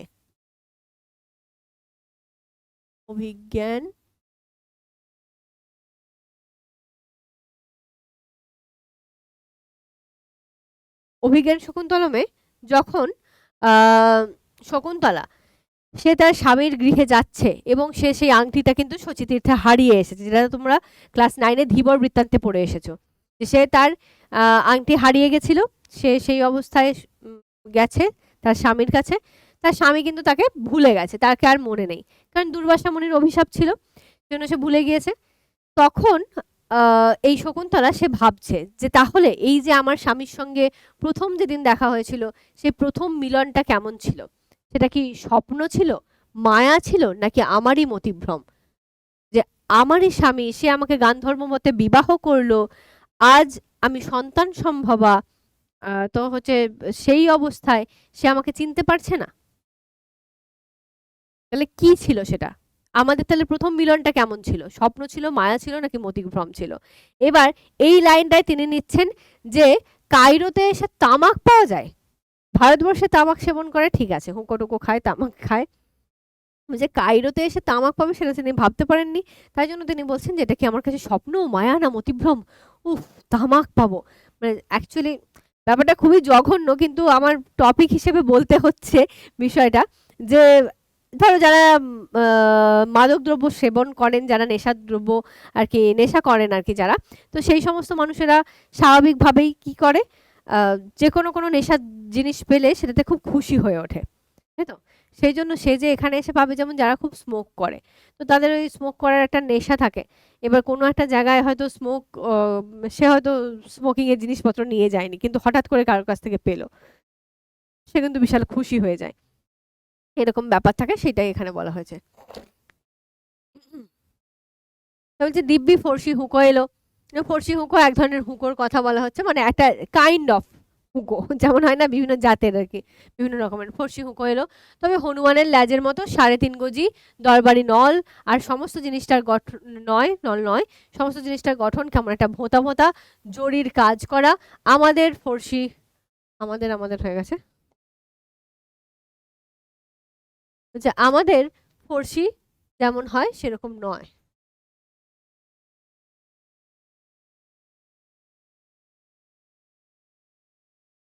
আমাদের ফর্সিটা যেন একটু নাজুক মোলায়েম হয়, এদেরটা যেন একটু গাইয়া।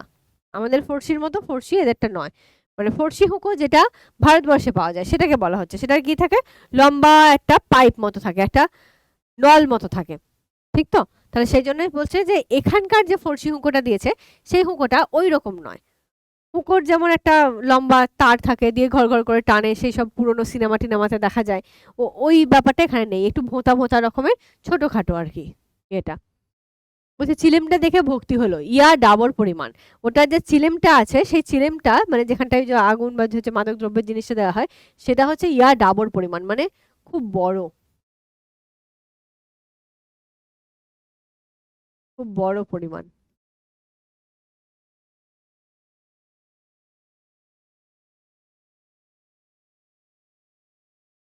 এক পো তামাক হেসে খেলে তার ভিতরে থানা করতে পারে, অর্থাৎ এক পোয়া, যেমন এক পো দুধ, দুপো দুধ, এরকম আমরা বলি না, তো এক পো তামাক, সেরকম এক পোয়া তামাক হেসে খেলে তার মধ্যে তার নিজের জায়গা করে নিতে পারে। আগুনের বেলা অবশ্যই আমি টিকির ধিকধিকি গোলাপি গরম প্রত্যাশা করিনি, কারণ কাবুলেও দেখেছি টিকে বানাবার গুহ্য তত্ত্ব সেখানকার রসিকরাও জানেন না। টিকে মানে ওই যে উপরের যে আগুনটা জ্বলে হুকোর মধ্যে, ওই হুকোর আগুন জ্বলার কথাটা বলা হয়েছে, ওইটা বলছে যে সেই টিকে বানানোর পদ্ধতিও আছে, সেই গুহ্য তত্ত্ব এখানকার রসিকরাও কিন্তু জানে না খুব একটা। আর যা খুশবাই বেরোলো, খুশবাই মানে সুগন্ধি বা সুগন্ধ বেরোলো, তার রেশ দীর্ঘ 14 বছর পরেও যেন আমার নাকে লেগে আছে। তাহলে মোটামুটি বুঝতে পারছি এটা 14 বছর আগেকার ঘটনা, যেটা লেখক এখন লিখছেন, মানে তিনি যখন লিখেছেন 1962 নাগাদ বোধহয় প্রবন্ধটা প্রকাশ পেয়েছে, তো সেই সময় তিনি ওটা লিখছেন। তো 14 বছর আগেকার কথা সেটা লিখছেন। তিনি বলছেন যে সেই যে তামাকটা, ওই যে একটা ফর্সি তামাক নিয়ে আসা হয়েছিল, মানে ফর্সি হুঁকো বা তামাক, সেই তামাকের যে সুগন্ধ বা খুশবাই, সেটা যেন এখনো নাকে লেগে আছে। পাঠক তুমি নিশ্চয়ই জানো সুগন্ধি ইজিপশিয়ান সিগারেট ভুবন বিখ্যাত, কিন্তু কখনো কি ভেবে দেখেছো বিশেষ করে মিশর এই সুগন্ধি সিগারেট তৈরিবৎ করে বানাতে শিখলো কি করে? আইসো সেই সম্বন্ধে ঈষৎ গবেষণা করা যাক। এবার সেই সম্বন্ধে তিনি বলবেন যে এত সুন্দর গন্ধযুক্ত সিগারেট কি করে পাওয়া যায়। এক সিগারেটের বানানোর পিছনে বিস্তর ইতিহাস, এন্তার রাজনীতি, দেদার রসায়ন শাস্ত্র লুকায়িত হয়েছে।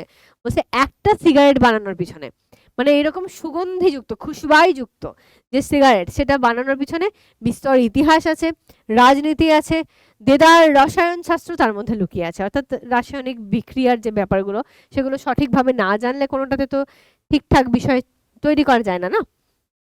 সেটাই বলা হয়েছে। সিগারেটের জন্য ভালো তামাক জন্মায় 3 দেশে। কোথায় কোথায়? আমেরিকার ভার্জিনিয়াতে, গ্রিসের ম্যাসিডোট অঞ্চলে, আর রুশের কৃষ্ণসাগরের পাড়ে। ভারতবর্ষের প্রধানত ভার্জিনিয়ায় খাওয়া হয়। কিছুটা গ্রিক, কিন্তু এই গ্রিক তামাক এদেশের টার্কিশ বা ইজিপশিয়ান নামে প্রচলিত। তার কারণ একদা গ্রিসের ওপর আধিপত্য করত কিন্তু তুর্কি। গ্রিসের ওপর তুর্কির আধিপত্য ছিল, সেই জন্য সেটাকে টার্কিশ বলা হচ্ছে। তুর্কি গ্রিসের বেবাক তামাক ইস্তাম্বুলে নিয়ে এসে পেঁচিয়ে সিগারেট বানাতো। মিশরেও তখন তুর্কির কবজাতে, তাই তুর্কির কর্তারা কিছুটা তামাক মিশরেও পাঠাতেন। মিশরের কারিগররা সেই গ্রিক তামাকের সঙ্গে খাঁটি মিশরের খুশবাই মিশিয়ে, এখানে দাগ দিয়ে রাখবে, মিশরের কারিগররা সেই গ্রিক তামাকের সঙ্গে খাঁটি মিশরের খুশবাই মাখিয়ে দিয়ে যে অনবদ্য রসনলি নির্মাণ করলেন তারই নাম ইজিপশিয়ান সিগারেট। স্টার একেবারে। মানে ভাবা যায় না, বলছি যে ভাবা যায় যে তোমার পরীক্ষায় এই প্রশ্নটাও আসতে পারে যে ইজিপশিয়ান সিগারেট কিভাবে তৈরি হয়। কোথায় এটা? বাংলায়। আমি জানি না যে তোমরা কিভাবে নিচ্ছ বিষয়টা, খুব খিল্লি হচ্ছে নাকি ঠিকঠাক লাগছে, মজা লাগছে, কি লাগছে। যাই হোক, যার যেমন লাগছে একটুখানি আমাকে কমেন্টে জানিয়ে দিও, আমিও বুঝতে পারবো যে আমার বাচ্চারা কোনটাকে কিভাবে নিচ্ছে বিষয়টা। তবে বলতে গেলে এই পাঠ্যের মাধ্যমে অনেকটা সেই নেশা করানো শেখানোর মতো ব্যাপার হয়ে যাচ্ছে, কিন্তু একেবারেই নয়। আবারও একবার ওয়ার্নিং দিয়েছি, আবারও ওয়ার্নিং দেব, এই সমস্ত বিষয় পাঠ্যের মধ্যেই থাক, বইয়ের মধ্যে আছে, বই থেকে তোমাকে মস্তিষ্কে একটু নিতে হবে, যেহেতু পরীক্ষার খাতায় লিখে আসতে হবে, সেইটুকুটা রাখো। নেক্সট সেমিস্টারে যখন যাবে ভুলে যেও প্লিজ, এই সমস্ত বিষয় নিয়ে একদম মাথা ঘামিও না। তো মূল বিষয় তাহলে কি বলছে, ইজিপশিয়ান সিগারেট তৈরির যে পদ্ধতি সেটা বলা হচ্ছে যে মিশরের কারিগররা তারা কি করলো, গ্রিকের যে তামাক সেই তামাকটা নিয়ে এলো, মিশরের খুশবাই বা মিশরীয় একটা সুগন্ধি দ্রব্য তার মধ্যে মেশালো, মিশিয়ে তৈরি করলো দারুণ ইজিপশিয়ান সিগারেট, যেটার হচ্ছে খুব সুন্দর গন্ধ আছে। নিশ্চয়ই লক্ষ্য করেছেন চায়ের টিন যদি রান্নাঘরে ভালো করে বন্ধ না রাখা হয় তবে ফোড়নের ঝাঁকে চা বরবাদ হয়ে যায়। অর্থাৎ আর কিছু হোক বা না হোক, খুশবাইটি আতুর ঘরে নুন খাওয়ানোর বাচ্চার মতো প্রাণত্যাগ করে। তাহলে কি বলা হচ্ছে, চায়ের একটা সুগন্ধ আছে, চায়ের গন্ধ, চা তুমি যেখানে রেখেছো সেখানে যদি অন্য কোনো মাল মশলা ইত্যাদি রাখো তাহলে সেই গন্ধটা কিন্তু চায়ের পাতা গ্রহণ করে নেয়, ঠিক তো? তাহলে তখন কিন্তু চায়ের ওই ফ্লেভারটা নষ্ট হয়ে যায়। বলছে বলছে যে মাল জাহাজ লাদাই করা যে অফিসারের কর্ম, তিনি অবিলক্ষণ জানেন যে জাহাজে কাঁচা তামাক লাদাই করা হয়, লাদাই করা মানে কিন্তু বোঝাই করা, ঠিক আছে, মানে একদম লাট লাট নিয়ে যাওয়া হয়, সেটাকে লাদাই করা বলে।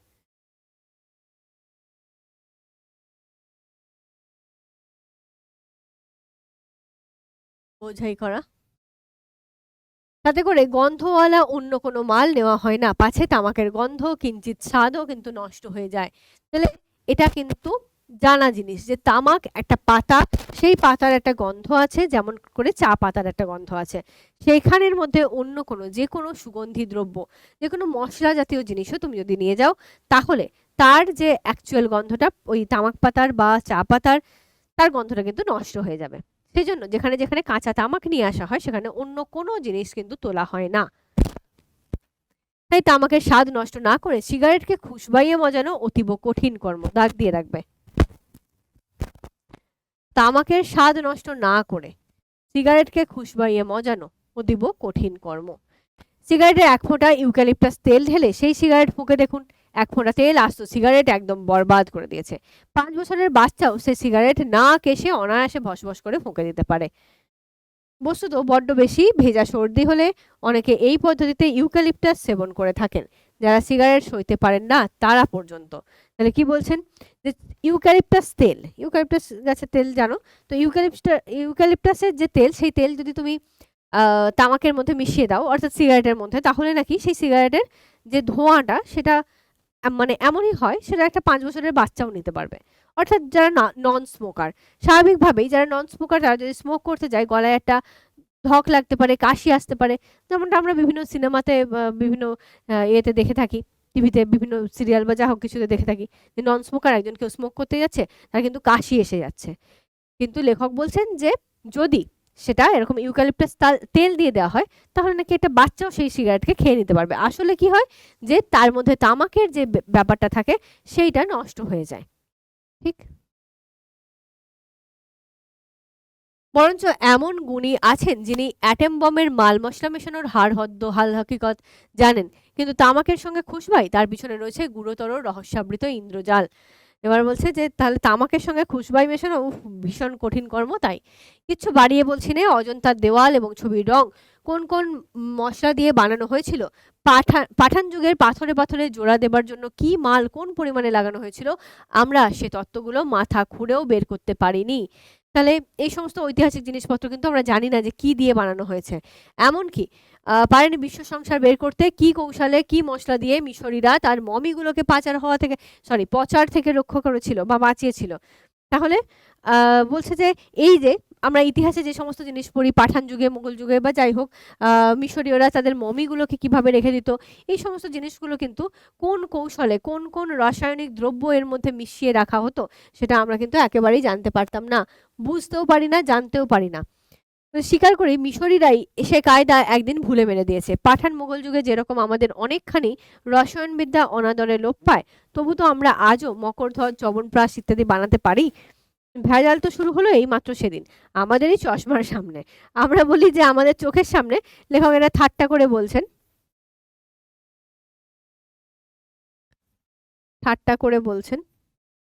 যে চশমার সামনে, চশমার মানে চোখের সামনে যেটা আমরা বলে থাকি, আমরা বলি চোখের সামনে, আমাদের চোখের সামনেই তো এটা হচ্ছে, সেরকম তিনি বলছেন যে আমাদের চশমার সামনে। ঠিক আছে,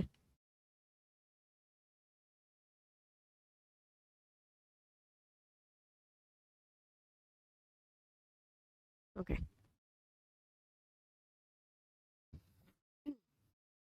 মিশরীরাও ঠিক সেই রকম সুগন্ধ তত্ত্ব সম্পূর্ণ ভুলে যায়নি। ঝরতি পড়তি যেটুকু এলেম তখনও তাদের পেটে ছিল, তাই দিয়ে তারা সেই সমস্যার সমাধান করলো। তামাকে কি করে খুশবাই জোড়া যায়, তামাকের সোয়াদটিকে জখম না করে। তাই যখন কোনো ডাক সাইডে তামাক কদরদারের, আচ্ছা মাঝখানটা আমি বাদ দিচ্ছি, কদরদারের তদারকিতে কায়রোর কাফেতে তামাক সাজা হয় এবং সেই কদরদার যখন সেই তামাকের নীলাভ ধুয়োটি ফুরফুর করে নাকের ভিতর দিয়ে ছাড়েন এবং নীলনদের মন্দ মধুর ঠান্ডা হাওয়া যখন সেই ধুয়োটির সঙ্গে রসকলি করে, তাকে ছিন্ন ভিন্ন করে কাফের সর্বত্র ছড়িয়ে দেয়, তখন রাস্তার লোক পর্যন্ত উন্নাসিক হয়ে থমকে দাঁড়ায়। পাইকারি সিগারেট ফোঁকো এরা পর্যন্ত বুকের ওপর হাত রেখে আসমানের দিকে তাকিয়ে আলহামদুলিল্লাহ আলহামদুলিল্লাহ খোদা তাআলার তারিফ বলে থাকে। এখানে কেসটা হচ্ছে কি আমি বলছি, একটু শুনতে অদ্ভুত লাগলো আবারও নিশ্চয়ই।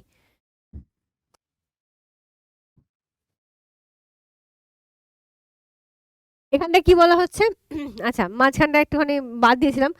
কদরদার, হায় এ গোত্র পৃথিবীর সর্বত্র, কাবুল কি দিল্লি কি কায়রো, সুকুমারের ভাষায় বলি হুস হুস করে মরে যাচ্ছে। অর্থাৎ তামাকের কদরদার যারা, তাদের কথা বলা হচ্ছে যে তারা নাকি হুস হুস করে মরে যাচ্ছে। অ্যাকচুয়াল তামাকের কদরদার নাকি এখন আর খুব একটা পাওয়া যায় না, সেটাই তিনি বলতে চাইলেন।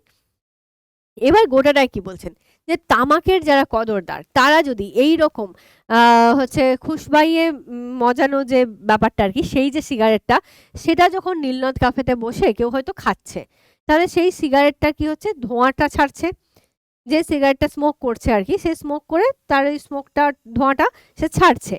এবার সেই ধোঁয়াটার সঙ্গে কি হচ্ছে, নীলনদের একটা হাওয়া এসে মিশছে, হাওয়া এসে মেশার ফলে সেই ধোঁয়া তো চারিদিকে ছড়িয়ে পড়ছে।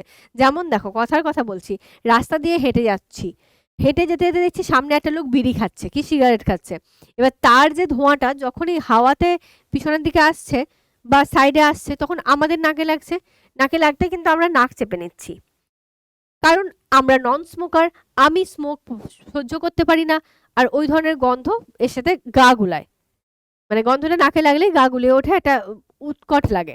তো স্বাভাবিকভাবে আমরা কি করি, আমরা নাক চেপে নিই।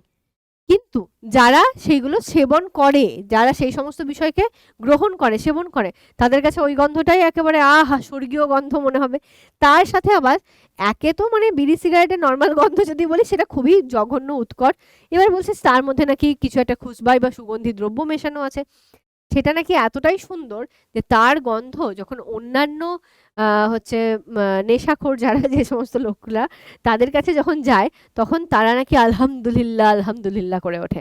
অর্থাৎ ভগবানের বা খোদা তালার জয় হোক, ঈশ্বর হচ্ছে আমাদেরকে এত সুন্দর একটা জিনিস শেখাচ্ছেন, এইরকম একটা ব্যাপার হয়ে যায়। ঠিক আছে?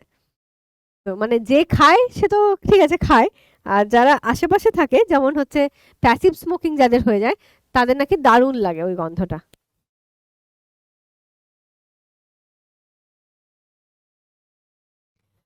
আর ইংলিশের বেলা যেরকম হয়েছিল এই অধম ঠিক সেই রকম মানে বেহেশতের বর্ণনায় ইলিশের বেলা ইংলিশের বলছি, ইলিশের বেলায় যেমন হয়েছিল এখানে তামাকের ক্ষেত্রেও তাই। তিনি বলছেন যে বেহেশতের বর্ণনায় এইরকম নেই কেন, বেহেশতের বর্ণনাতে তামাকের কথা নেই কেন। যেমন ইলিশের কথা নেই বলে তিনি নামাজ পড়ে বেহেশতে যেতে চান না, ঠিক সেরকম ভাবেই তামাকের কথা নেই বলে তিনি বেহেশতে যেতে চান না। তাই বলছেন যে কে আর পাপ কাজ করে নরকে যেত যদি সেটা বেহেশতে থাকতো। বাঙালি তার চুলটিকে গেঁথা-দুরস্ত করে রাখতে ভালোবাসে। কাবুলি বেলা অবেলা মকা পাইলেই তার পায়জারে গুটি কয়েক পেরেক ঠুকে নেয়। ইংরেজ আয়না সামনে পেলেই টাইটা ঠিক মধ্যিখানে আছে কিনা তার তদারকি করতে ব্যস্ত হয়ে পড়ে। আর বলছে পেশোয়ারি পাঠানের প্রধান শিরোপীরা তার শিরাভরণ নিয়ে। আর মিশরীর চরম দুর্বলতা তার জুতো জোড়াটিকে বালিশ অথবা মানে পালিশ করা আর কি, বলছে আরবিতে প অক্ষর নেই, তাই হচ্ছে ইংরেজি পালিশ কথাটা মিশরীতে বালিশ রূপ ধারণ করে। বলছে তাকে সেটাকে আর কি পালিশ করে রাখাই হচ্ছে মিশরীয়দের কাজ। তাহলে কিছু কিছু জাতির উদাহরণ দিলেন তিনি এখান থেকে এই অবধি। বাঙালি জাতি তার চুল পরিপাটি করে রাখতে ভালোবাসে, কাবুলিরা তার পায়জারে হচ্ছে পেরেক ঠুকতে ভালোবাসে, আর ইংরেজরা তারা আয়নার সামনে পেলেই একেবারে টাইফাই ঠিক করে। তারপরে আবার বলছে যে পাঠান যারা তারা হচ্ছে তাদের শিরাভরণ, অর্থাৎ পাঠানরা মাথায় একটা পাগড়ি বাঁধে না, সেই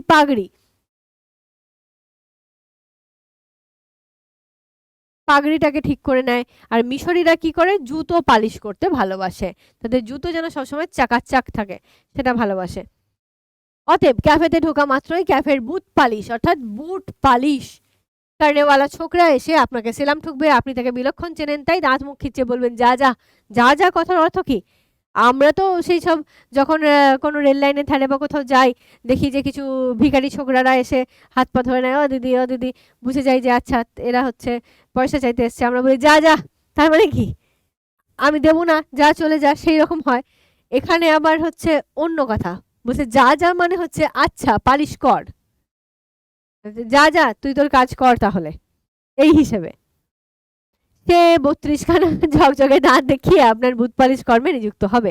সদস্যরা কেউ বলবেন শুভ দিবস, কেউ এই যে একটু মৃদু হাস্য করবেন, আর কেউ মুখ খবরের কাগজের আড়ালে রেখেই কাগজখানা ঈষৎ দুলিয়ে দেবেন। ইতিমধ্যে আপনার কফি এসে উপস্থিত। ওয়েটার ঠিক জানে আপনি কতটা কড়া, কতখানি চিনি আর কোন ঢঙের পেয়ালার কফি খেতে পছন্দ করেন। আপনি বলবেন চিঠিপত্র নেই, অর্থাৎ গৃহিণীর ভয়ে আপনি আপনার প্রিয়াকে ক্যাফের ঠিকানা দিয়ে রেখেছেন। তাহলে গৃহিণী অর্থাৎ তোমার বাড়িতে স্ত্রী আছে কিন্তু তোমার প্রেমিকাও আছে, সেই প্রেমিকাকে তুমি তোমার ক্যাফের ঠিকানা দিয়ে রেখেছো।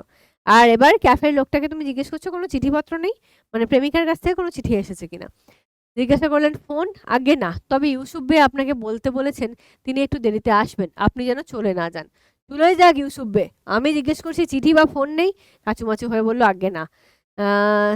জানে আজ আপনি দরাজ হাতে বকশিস, আচ্ছা জানে, সে জানে আর কি, যেহেতু তার কোনো চিঠিপত্র বা ফোনের কোনো খবর আপনি দেননি তাহলে স্বাভাবিকভাবেই দরাজ হাতে বকশিস আপনি দেবেন না, সেটা সে বুঝে গেছে।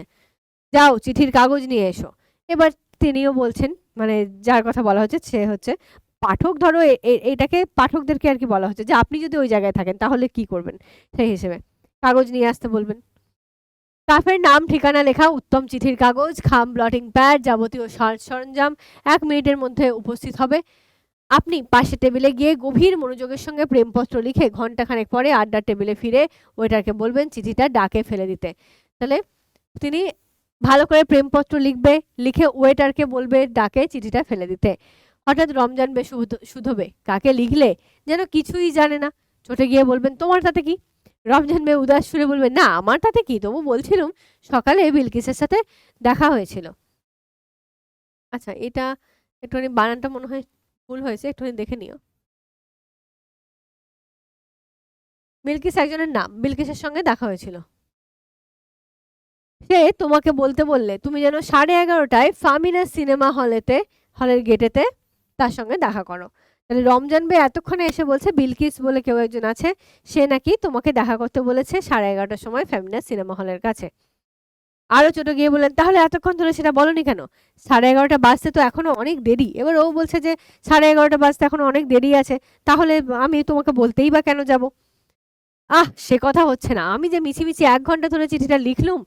রমজান বে আরো উদাস সুরে বলবে, মানে আপনি যদি সেই কথা বলেন যে 1 ঘন্টা ধরে আমি চিঠি লিখলুম, তখন সে আরো উদাস হয়ে, আরো মনমরা হয়ে সে তখন বলবে তো আপনাকে, জানি নে ভাই তোমাদের দেশে প্রেমের রেওয়াজ কি, এ দেশে তো জানি প্রিয়া পাশের ঘরে, আর এ ঘরে বসে প্রেমিক পাতার পর পাতা প্রেমপত্র লিখে যাচ্ছেন। প্রিয়া পাশের ঘরেই আছে, তা সত্ত্বেও সে প্রেমিকের মানে প্রেমপত্রের শেষ হয় না, মানে তার মনের কথাগুলো সে প্রেমপত্রের মাধ্যমে প্রকাশ করছে। এটা নাকি এ দেশেও এরকম নিয়ম রয়েছে। এতক্ষণ একটা মুখরোচক আলোচনার বিষয়বস্তু উপস্থিত হলো। রেশন শপ খোলা মাত্রই মেয়ে মধ্যে যেরকম দোকানের ভেতর ঝাঁপিয়ে পড়ে তামাম আড্ডা, সেই রকম প্রেমপত্র লেখার সময় অসময়, মকা বেমকা, কায়দা কেতা সম্বন্ধে আলোচনা জুড়ে দেবে। ক্রমে ক্রমে আলোচনার বিষয়বস্তু হরতে হরতে পৌঁছবে সেই সনাতন প্রশ্নে, মানে সেই পুরাতন প্রশ্নে, কোন দেশের রমণী সবচেয়ে সুন্দরী হয়। এটা হচ্ছে সনাতনী প্রশ্ন। এখান থেকে তোমাদেরও প্রশ্ন আসতে পারে, তাই এটা কোয়েশ্চেন আমি করে রাখলাম। অবান্তর নয়, তাই নিবেদন করি, দেশ বিদেশ ঘুরেছি, অর্থাৎ ভ্যাগাবন্ড হিসেবে আমার ঈষৎ বদনাম আছে। ভ্যাগাবন্ড মানে তো জানো, যাযাবর। আমি এক যাযাবর। কাজেই আমাকে কেউ সুধন কোন দেশের রান্না সবচেয়ে ভালো, কেউ সুধন তুলনাত্মক কাব্যচর্চার জন্য কোন বিশ্ববিদ্যালয়ের প্রশস্ততম, অধিকাংশই সুধন কোন দেশের রমণী সবচেয়ে সুন্দরী। তাহলে তিনি যেহেতু বিভিন্ন জায়গায় ঘুরে বেড়ান, তাই তার যে সমস্ত বন্ধু বান্ধব বা আত্মীয় স্বজন আছেন, পরিচিত লোকজন আছেন, তারা এরকম নানান বিষয় জিজ্ঞেস করে থাকেন, এবং তার মধ্যে একটা বিষয় হচ্ছে যে কোন দেশের নারী সবচেয়ে সুন্দরী। আমি কলির পরশুরামের স্মরণে উত্তর দিই, এনারা আছেন, ওনারাও আছেন। কলির পরশুরাম বলতে পরশুরাম যিনি হচ্ছেন লেখক, সেই পরশুরামের কথা বলছেন, যে এনারা আছেন, ওনারাও আছেন। কারোর দিকে কিন্তু পক্ষপাতিত্ব করে বলছে না, ঠিক? লেখক কিন্তু একদম সেফ সাইডে খেলছেন, যে এরাও আছে, ওরাও আছে, মানে হয়তো ভারতীয়রাও সুন্দর, বিদেশিরাও সুন্দর, সেই এরকম টাইপের বলছে। কারণ যারা দেশ বিদেশ ঘোরেননি তাদের সঙ্গে এই আলোচনাটা দানা বাঁধে না, বড্ড একতরফা বক্তৃতার মতো বোঝায়। আর সবাই জানেন বক্তৃতা আড্ডার সবচেয়ে ভাঙর দুশ্মন, অর্থাৎ বক্তৃতা তুমি যদি শুরু করো সেটা কিন্তু আড্ডার সবচেয়ে বড় দুশ্মন হয়ে যায়, সবচেয়ে বড় শত্রু হয়ে যায়। তাই আড্ডা মানে নিরপেক্ষ থাকবে, সবাই সবার মতামত দেবে, একটা নিরপেক্ষ ভাব থাকবে তোমার মধ্যে। সেটা তুমি বক্তৃতা দিতে পারবে না যে অমুক দেশের এই ভালো সেই ভালো, বলা যাবে না।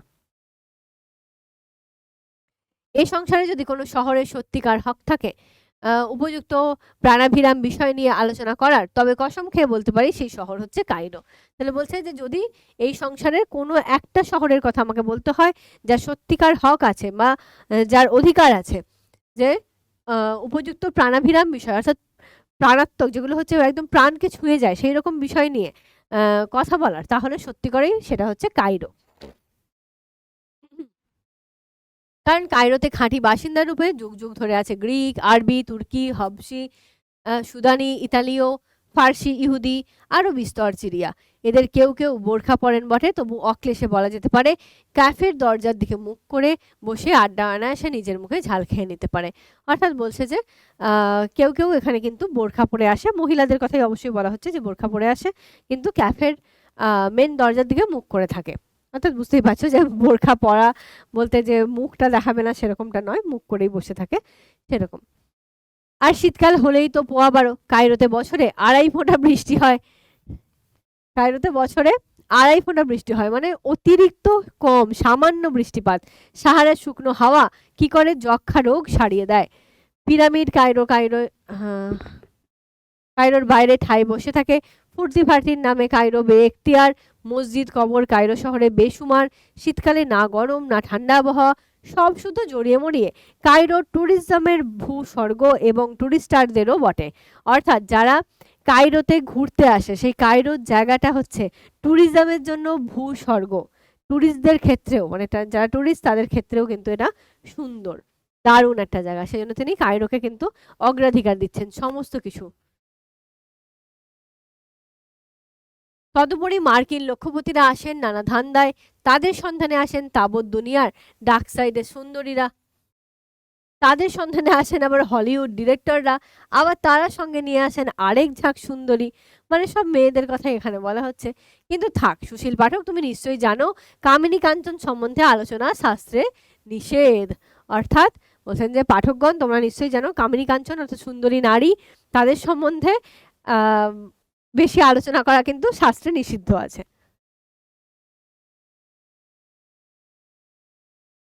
সুন্দরী নারী বিষয়। মিশরী আড্ডাবাজরা, দাঁড়ান ব্যাকরণে ভুল হয়ে গেল, মিশরী মাত্রই তো আড্ডাবাজ, এমনকি সাত জগলুল পাশা পর্যন্ত দিনে অন্তত একবার আড্ডার সন্ধানে বেরোতেন।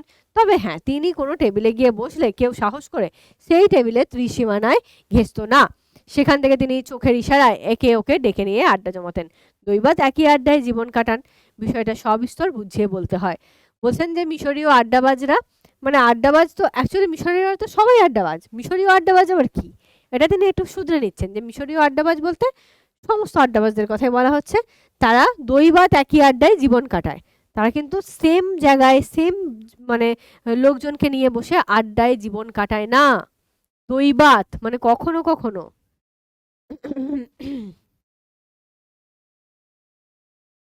কখনো কখনো মানে খুব কম এরকম দেখা যায় যে একই আড্ডায় জীবন কাটাচ্ছে, খুব কম লোক। বেশিরভাগই কি করে, আড্ডাটা চেঞ্জ করে, আড্ডার জায়গাটা চেঞ্জ হয়, আড্ডার মানুষজন চেঞ্জ হয়, এটাকে বলতে চাইলেন। ঠিক। আর জগলুল পাশা হচ্ছে মিশরের একজন বিশিষ্ট আর কি শাসক, তিনিও নাকি আড্ডার সন্ধানে বেরোতেন, এমনটাই পাওয়া যায়।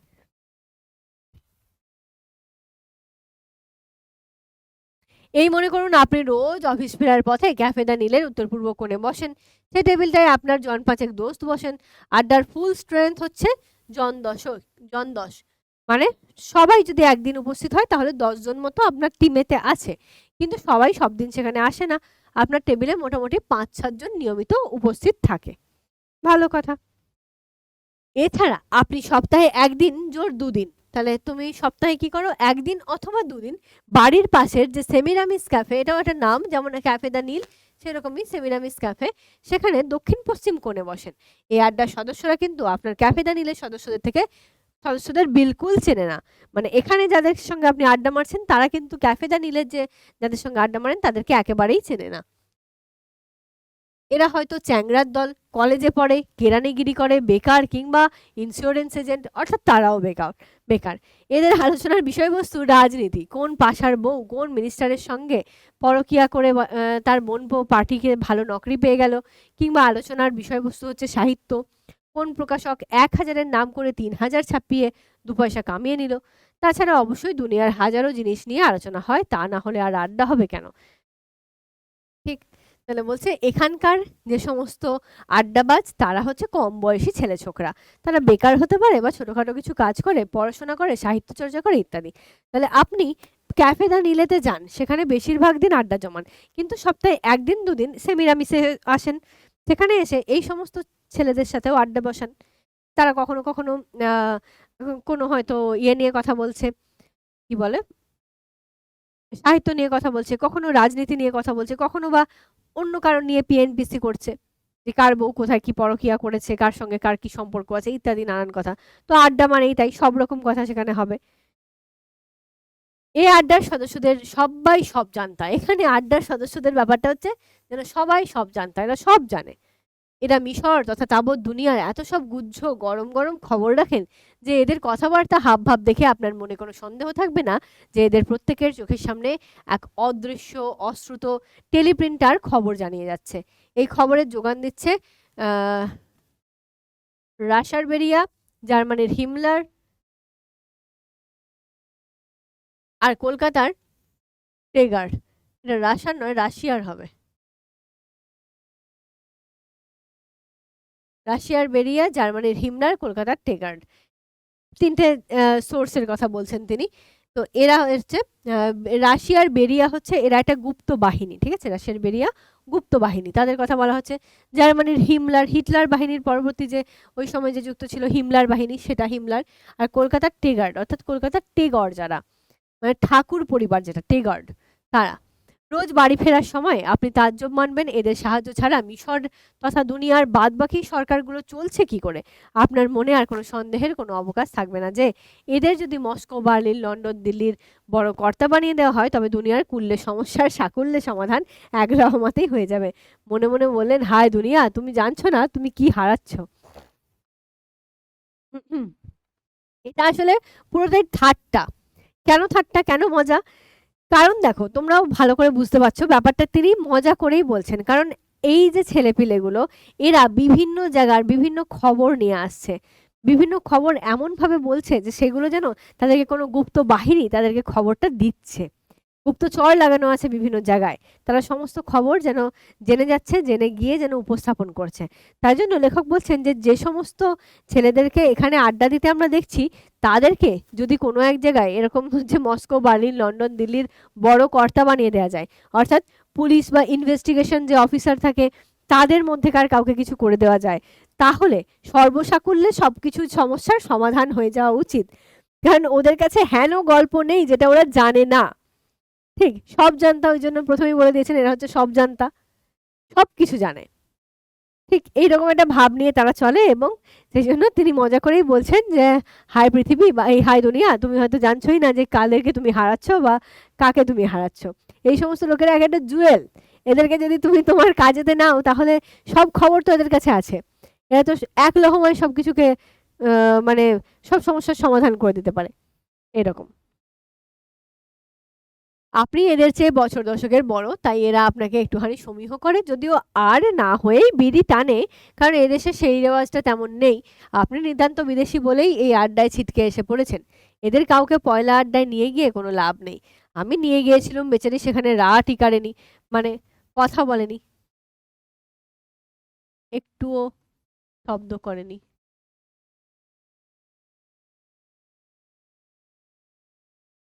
যদ্যপি দুসরা আড্ডাতে, মানে দ্বিতীয় আড্ডাতে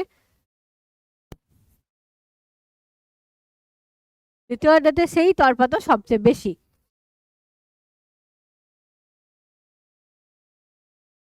মানে দ্বিতীয় আড্ডা যখন হতো সে সবচেয়ে বেশি তর্পাতো, অর্থাৎ দ্বিতীয় আড্ডা কবে হবে, কোথায় বসবে, সব নিয়ে আর কি তার মধ্যে একটা উৎসাহ, উদ্দীপনা ইত্যাদি বিষয় সবচেয়ে বেশি থাকতো। তাহলে এখানের মধ্যে যেটা বলা হলো যে লেখক নিজেই হয়তো বলছেন যে তোমার মতো লোকেরাই যদি তার সঙ্গে থাকে তাহলে তুমি মোটামুটি বছর দশকের বড় হবে। কিন্তু আমাদের দেশে যেমন একটা বয়স্ক লোক থাকলে সেটাকে একটু সমীহ করে সিগারেট ফিগারেট খেলে একটু মুখ ঘুরিয়ে আর করে সিগারেট জ্বালানো বা ইত্যাদি এই ব্যাপারগুলো করে, সেরকমটা এখানে করে না। সেটা হচ্ছে একদম ফেস টু ফেস সামনাসামনি করে, কারণ তাদের দেশে সেরকম কোনো রেওয়াজ নেই। বেশ, এবার সেই জন্য সেখানে সে বিড়ি টানছে ওইভাবেই সামনাসামনি একেবারে ফুঁকছে। আর যেহেতু আপনি বিদেশি, অর্থাৎ তারা মিশরবাসী, আপনি ভারতীয়, তাহলে সেই জন্যই সেই টেবিলে আপনি এসে পড়েছেন এবং তাদের সঙ্গে গল্পগুজবে মত্ত হয়েছেন। বলছে এদের মধ্যে থেকে কাউকে পয়লা আড্ডায় নিয়ে গিয়ে লাভ নেই। এদের মধ্যে থেকে যদি তুমি একজনকে বেছে নাও এবং তুমি হয়তো অন্য কোথাও আড্ডা দিতে যাচ্ছ, সেখানে নতুন করে তাকে নিয়ে যাচ্ছ, সে কিন্তু সেখানে গিয়ে খুব একটা ফ্র্যাঙ্ক হতে পারে না, সে একদম টু শব্দই করে না, একদম মুখ বন্ধ করে থাকে প্রথম আড্ডাতে, কিন্তু দ্বিতীয় আড্ডা কবে হবে, কখন বসবে, সেই নিয়ে সে কিন্তু তরপাতে থাকে। তাছাড়া আপনি মাসে একদিন কিংবা দুদিন শহর থেকে মাইল তিনেক দূরে একটা ক্যাফেতে যান, আপনার এক বন্ধু সেই ক্যাফেটার উপরতলায় থাকে।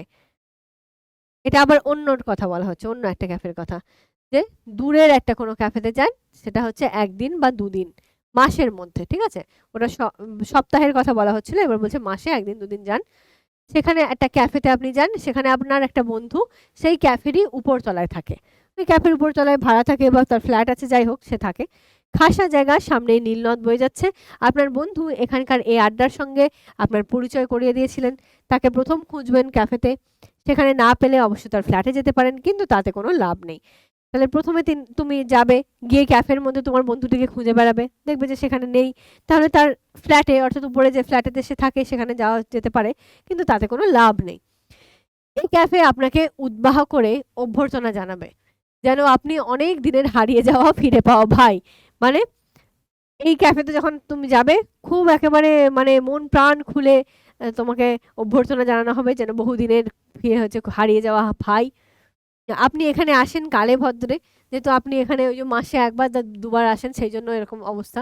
আপনাকে পেয়ে এদের বিশেষ আনন্দ, কারণ পক্ষাধিক কাল ধরে তারা যেসব বিষয় কেটে কুটে ঘষে পিষে চাটনি বানিয়ে ফেলেছিলেন, সেগুলো তারা নতুন করে হাড় কাঠে ঢুকিয়ে বা হাঁড়ি কাঠে ঢুকিয়ে, যেটাকে আমরা এটাকে বলি হাঁড়ি কাঠ, সেটাই, যেটা হচ্ছে যেখানে বলি দেওয়া হয়, সেই হাঁড়ি কাঠে ঢুকিয়ে রাম দা ওচাবেন, আপনার রায় জানতে চাইবেন, যে রায় দিন না আপনার উদ্ধার নেই। আপনি যদিও গাধার দেশে, বা হচ্ছে এটা গাঁধীর হবে বইয়েতে, আমার বইয়ে স্পেলিং মিস্টেক আছে আমি দেখেছি, গাঁধীর অর্থাৎ গান্ধীজি।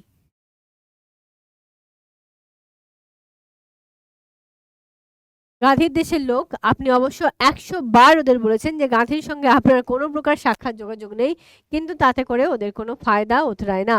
যদিও আপনার জ্ঞানগম্যিতে কারো কোনো সন্দেহ নেই, কারণ আপনি গুহ্য ষষ্ঠেন্দ্রিয় ধারণ করেন, ইত্যাদি ইত্যাদি। তাহলে বলছে কি, যে তুমি এরকম একটা জায়গায় যাবে, আপনি যেহেতু এখানে অ্যাকচুয়ালি লেখক কিন্তু নিজেকেই বলছেন, নিজে ওই জায়গাটা তিনি অনুভব করে উপভোগ করে এসেছেন, সেই জন্য তিনি নিজের কথা ওখানে না বলে সরাসরি পাঠককে দিয়ে বোঝাচ্ছেন যে পাঠক, তুমি যদি ওখানে যাও, তুমি হয়তো দেখবে যে তোমার কোনো একটা বন্ধু আছে যে ক্যাফের উপরে থাকে, তার কাছে যেতে গিয়ে তুমি ক্যাফেতে যাবে, ক্যাফেতে তোমাকে বিশাল অভ্যর্থনা জানানো হবে, যেন হারিয়ে যাওয়া ভাই, কতদিন পর তুমি এসেছো, তোমার সঙ্গে বিশেষ করে কথা বলা হবে আলাদাভাবে। এবং যেমনভাবে তারা বিভিন্ন গল্প টল্প, এই যে বলেছে না, কোথায় গেল, পক্ষাধিক কাল ধরে, পক্ষাধিক মানে এক পক্ষ মানে 15 দিন, এক পক্ষ সমান 15 দিন, তাহলে তুমি তো মাসে 1 দিন 2 দিন যাও, তাহলে মোটামুটি 15 দিন অন্তর যাও। তাহলে 15 দিন ধরে তারা যে সমস্ত গল্প গুজব করেছে, সেই সমস্ত বিষয়কে এবার হাঁড়ি কাঠে ঢুকিয়ে তাকে জবাই করার পালা, তাকে একদম শেষ করে দেওয়ার পালা। সেই জন্য তোমাকে নিয়ে সেই সমস্ত কথা হবে। এবার তোমার কাছে কিছু কিছু কিন্তু উপদেশ ওরা নিতে চাইবে, যে কি আপনি কি বলেন এই সমস্ত বিষয়ে কি বলা যায়। তো তারা আপনি যদি কিছু বলতেও চান বা কোনো রায় দিন বা না দিন, আপনার কিন্তু ওখান থেকে উদ্ধার নেই, ওখান থেকে উদ্ধার দেওয়া হবে না। আপনি গুহ্য ষষ্ঠেন্দ্রিয়ার কারণ, মানে বলছে যে আপনার মধ্যেও কিন্তু একটা ষষ্ঠ ইন্দ্রিয়, বা ওই যে বলি না যে আমাদের 5টা ইন্দ্রিয়, তার সঙ্গে একটা থাকে ষড় ইন্দ্রিয় কাজ করে, 6 নম্বর ইন্দ্রিয়, যেটা হচ্ছে যে একটু অতি চালাকি বা অনেক কিছু জানা ইত্যাদি বিষয়, সেটা কাজ করেন, তবে স্বীকার করতেই হবে, ইত্যাদি ইত্যাদি বিষয় দিয়ে শেষ। আপনি নির্ঘাত শেষ বাস মিস করবেন বন্ধুর ফ্ল্যাটে সোফার ওপর চতুর্থ জাম যাপন করে পরদিন সকালবেলা বাড়ি ফিরবেন।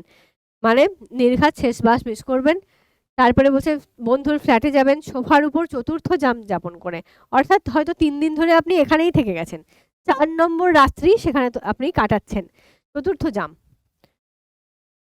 জাম মানে রাত্রি,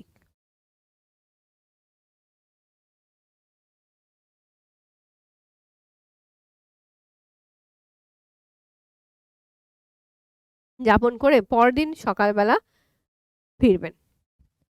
4 নম্বরটা ওখানটা না লিখলেও হবে, জাম মানে রাত্রি, এটা লিখে দিচ্ছি।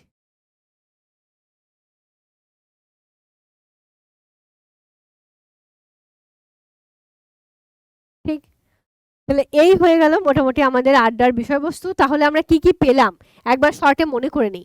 ফার্স্টে আমরা পেলাম ইলিশের বর্ণনা, ইলিশের বিভিন্ন রকমের পদের বর্ণনা দিয়ে তারপরে আমরা আসলাম যে ইলিশ যেমন বিভিন্ন জায়গায় বিভিন্নভাবে রান্না করা হয়, এবং যে দেশের রাঁধুনি যে দেশে রান্না করে সেটাই তাদের ভালো লাগে, অন্য কোনো দেশের কিন্তু সেই রান্নাটা ভালো লাগে না। ঠিক সেই রকমই আড্ডার ব্যাপারটাও তাই, আমরা মনে করি আমাদের আড্ডা সেরা, আবার অনেকে মনে করেন তাদের আড্ডা সেরা। লেখক সমস্ত দেখার ঘুরে তার যেটা মনে হয়েছে, মিশরের কায়রোবাসীরা সবচেয়ে ভালো আড্ডাবাজ, এবং কায়রোর দেশটাকেও তিনি সবচেয়ে বেশি গুরুত্ব দিচ্ছেন।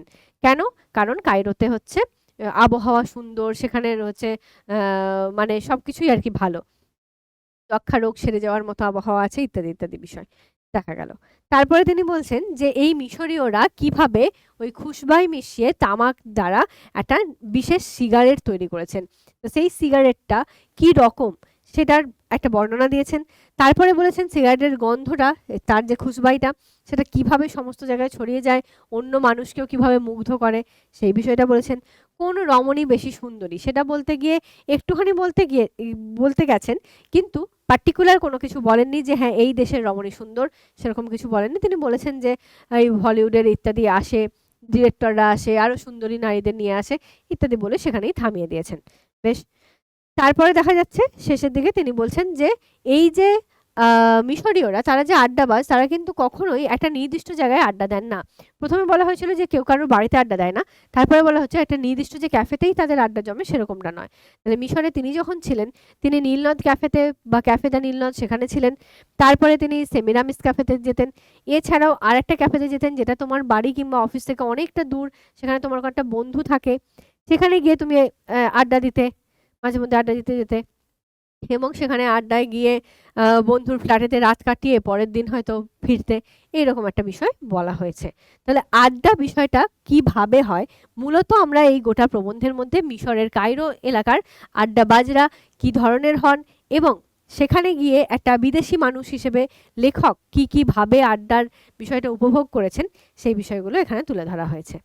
বেশ, তাহলে এই হয়ে গেল আজকের আমাদের সমস্ত প্রবন্ধের আলোচনা। আশা করছি তোমরা বুঝতে পেরেছো। আর হচ্ছে কোয়েশ্চেন অ্যান্সারের জন্য এই সমস্ত জায়গাগুলো যেগুলো দাগ দিয়ে দিয়েছি সেখান থেকেই আসবে আশা করা যায়।